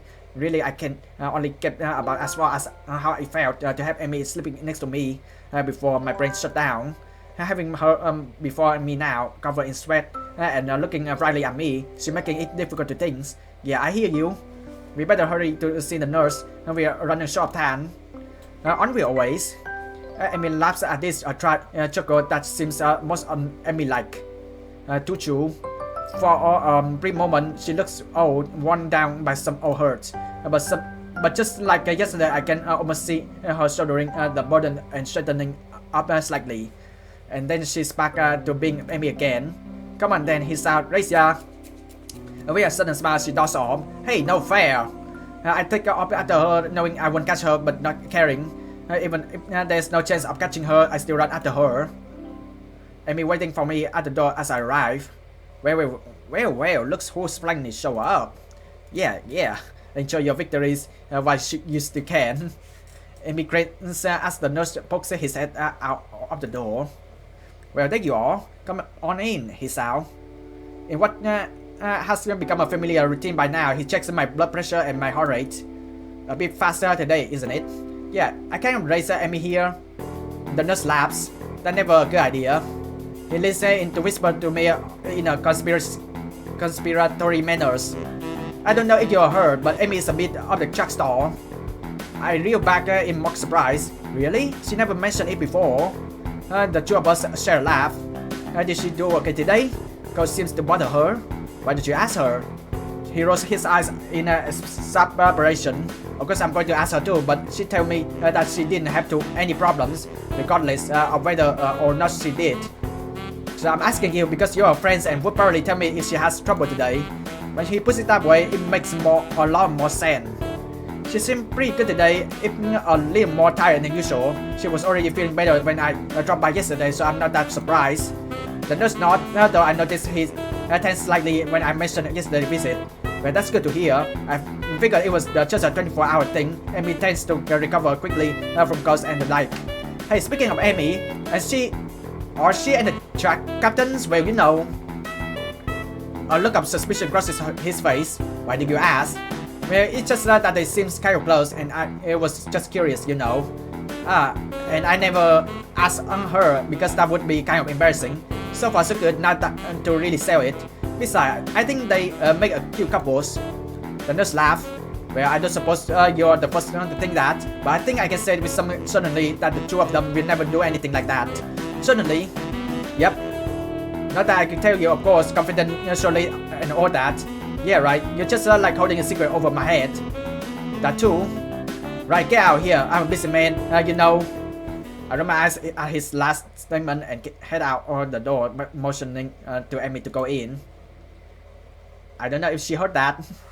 She outside the door. The whole time, I'm trying to keep her from doing a celebratory dance. The two of them will never do anything like that. That's precisely the sort of things I wanted to hear.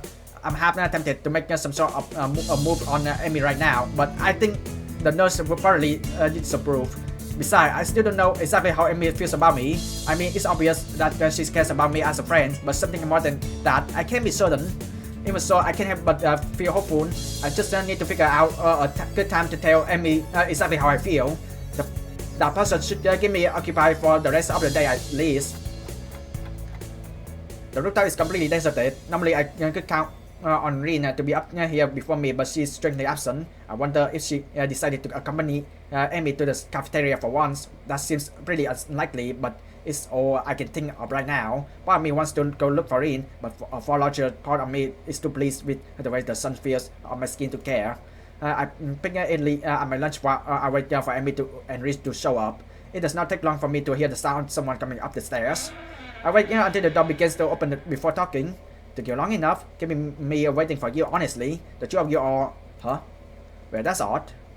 The only person standing in the doorway is Amy, who looks mildly confused. What do you mean, huh? It's me, you know, Amy, we run in the mornings. She grins and I feel my heart jump slightly in my chest at the sight. Guess I knew that I'm just confused. Where's Rin? Amy grins is replaced by the rather guilty looking expression. Yeah, about that, I kind of saw up. Gave her my coat. Oh dear. Am I at risk too? It wouldn't make sense after all. Amy and I were in close contact the other day. So what did she do and Rin do that got her ill? Steady on, old lad. Don't go down that road. Don't go to two girls loving each other. Rin's just probably got a worse immune system than mine. Amy seems shocked by my comments, like she hadn't considered that before. I hope not. I feel terrible if you get ill because of me, Hisao. Oh man, I think I feel a fever coming on. Amy looks horrified and then quickly shifted into a more angry expression. Hisao, you stop getting sick in this instant. I won't have it.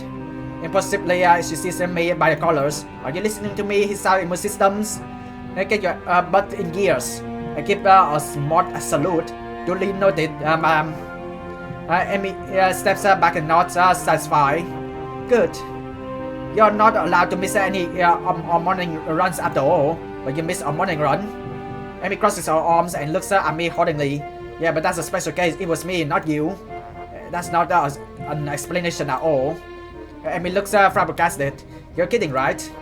That explanation makes perfect sense. No, it doesn't. It's a blatant double standards. I don't see what that has to do with anything. Oh, fine. Amy seems pleased by her victory. Anyway, is Rin's going to be okay? She's not terribly ill, right? Amy shakes her head. No, she's be fine. I got her some cold medicine that should help her. Although I probably should have made sure she didn't try to take them all at once. She's done it before, you know. Somehow I don't find this all that surprising. I doubt it is what to pay attention to maximum dosage and such. You should probably check in on her later then, just to make sure. Amy shrugs. I'll stop by after practice, she will be fine until then. I'm not figuring that the line of conversation is over. The only problem is I don't know what else to talk about. So, you got any more track meet coming up? This is terribly roundabout way of trying to see if she frees on the weekend. If she frees, then maybe we can ask her on a date or something. Well, assuming I can get myself to actually form words. Amy shakes her head. Nah, not for another couple of weeks, I think. The season's winding down. Oh yeah, I came in right in the middle of things, didn't I? Does that mean exams are coming up soon? I should probably look into that. What do you do on the weekends if there's not a meet? An eyebrow goes up and Amy gets a teasing look on her face. You're awfully inquisitive today, aren't you? I shrug and hope it looks casual, just making conversation. I don't know what it's like to be a track star after all. Fifth, flattery. She waves her hand daily. I'm not actually that good, you know. You just so happen to see me on a good day is all. You liar. Yeah, but humility is the sign of a good athlete. At least that's what... Okay, she brought that up now. At least that's what my dad used to say. She shrugs and tries unsuccessfully to hide the rather troubled expression of her face and has taken on. Hey, what's up? You seem bothered by something? Amy started to deny it, then sighed in defeat. I wonder if she's too tired from being sick to get herself to deny it like usual, or if she actually just trusted me enough to at this point to open up. Well, you remember last night? I said for nothing. However, that's not the first time that happened to me. Actually, I get them kind of. She pauses as if it suddenly occurs to her what she's doing. It's almost like she's breaking some sort of personal rules there. But she starts up again, choosing her word carefully. Well, not often, but on occasion, it's just being one of those weeks where that's what happened. I escape her, and she looks terribly frustrated. I reach over and give her hugs, which unlike last time doesn't seem to shock her. Instead, she seems to relax as my arms wrap around her. We stayed that way for a while. Hey, you know, I was serious last night. You really can talk to me if stuff like this is bothering you. It's always difficult to do this sort of thing solo, you know. Amy smiles and breaks the embrace, but stays leaning on my shoulders. Thanks, Hisao. I'll be fine, I think. I can already see her reassembling herself, getting ready to bottle it up all again. I guess that topic closed now. So hey, give you any more thoughts to that career surveys? Okay, cannot say I have. I don't tend to plan very far ahead, you know. Although I suppose I could at least start looking into college, huh? I shrugged. I suppose unless you were serious about that pirate things. Last I checked, pirates didn't have much need for university. Unless there's like a pirate university out there somewhere. Amy giggles and starts to look a little like her old self, but there's a new element to her expression. Impressed, that's how I describe it. Amy looks impressed, looking up at me with her head nestled into my shoulders. Would you come with me if I ran up to be a pirate? Of course I would. Who in the right mind would pass up the opportunity to be pirates with you? When you put it that way, I'm not sure.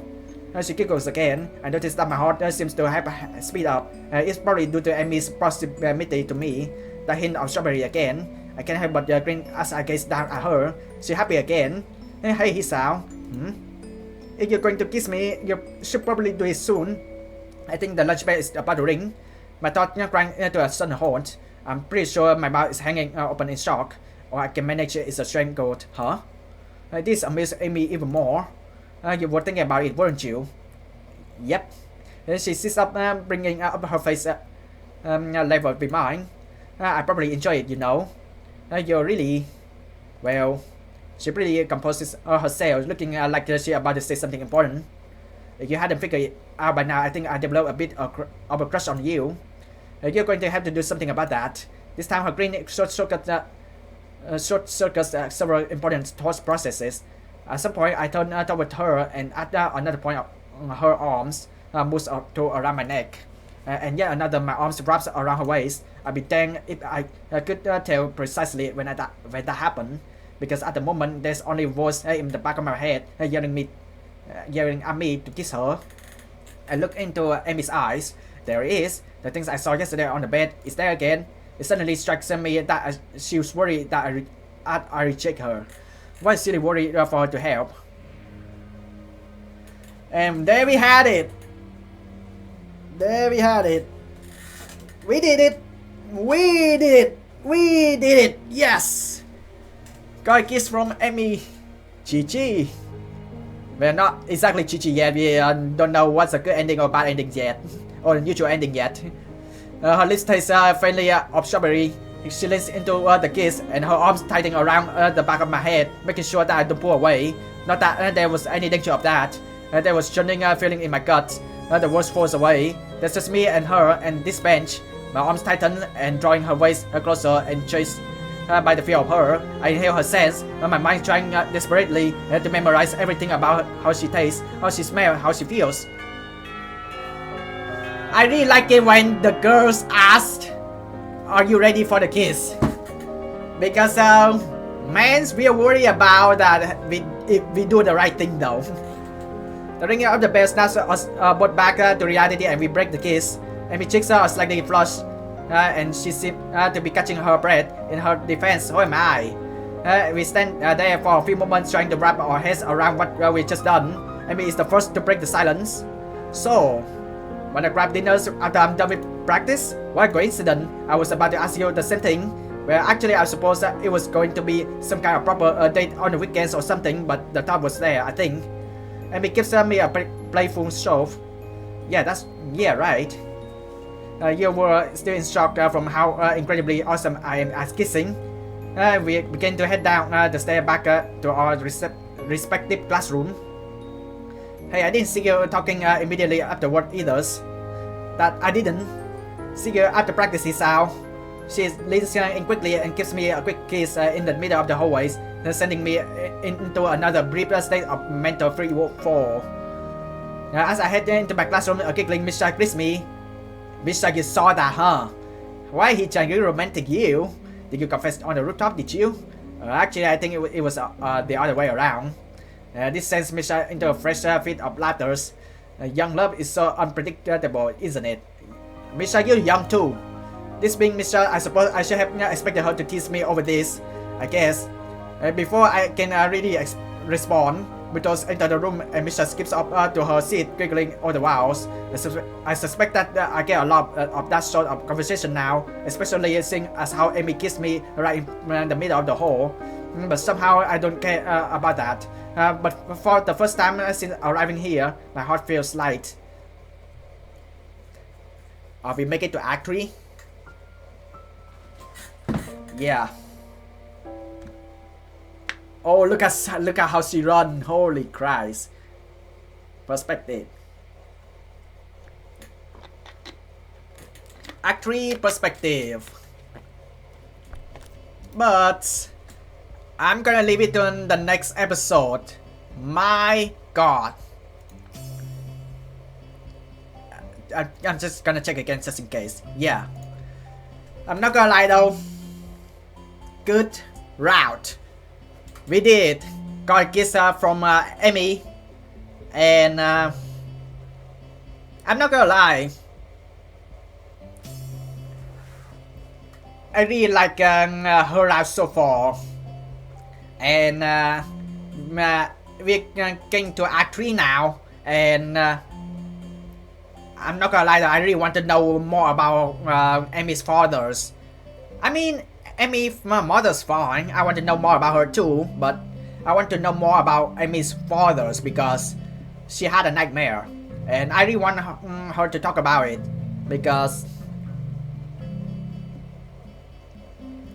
some things happen, isn't it? What happened?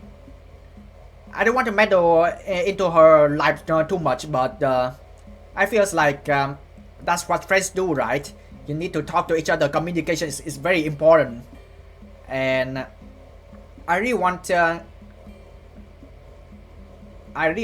Emmy to share her stories because she clearly not okay. She do exercise, she runnings in the middle of the rain, and then she got sick, and then she feel better, but at the same time, Rin's also got sick as well. I'm really happy that Emmy feels better now, but not 100% better. We're going to find out in the next episode what's going on in Act 3 for Emmy's route. Leave the comments down below. What do you think about Emmy's route so far? And if you enjoy these videos, give these videos likes and don't forget to subscribe if you haven't already. And I'll see you in the next episode. Bye!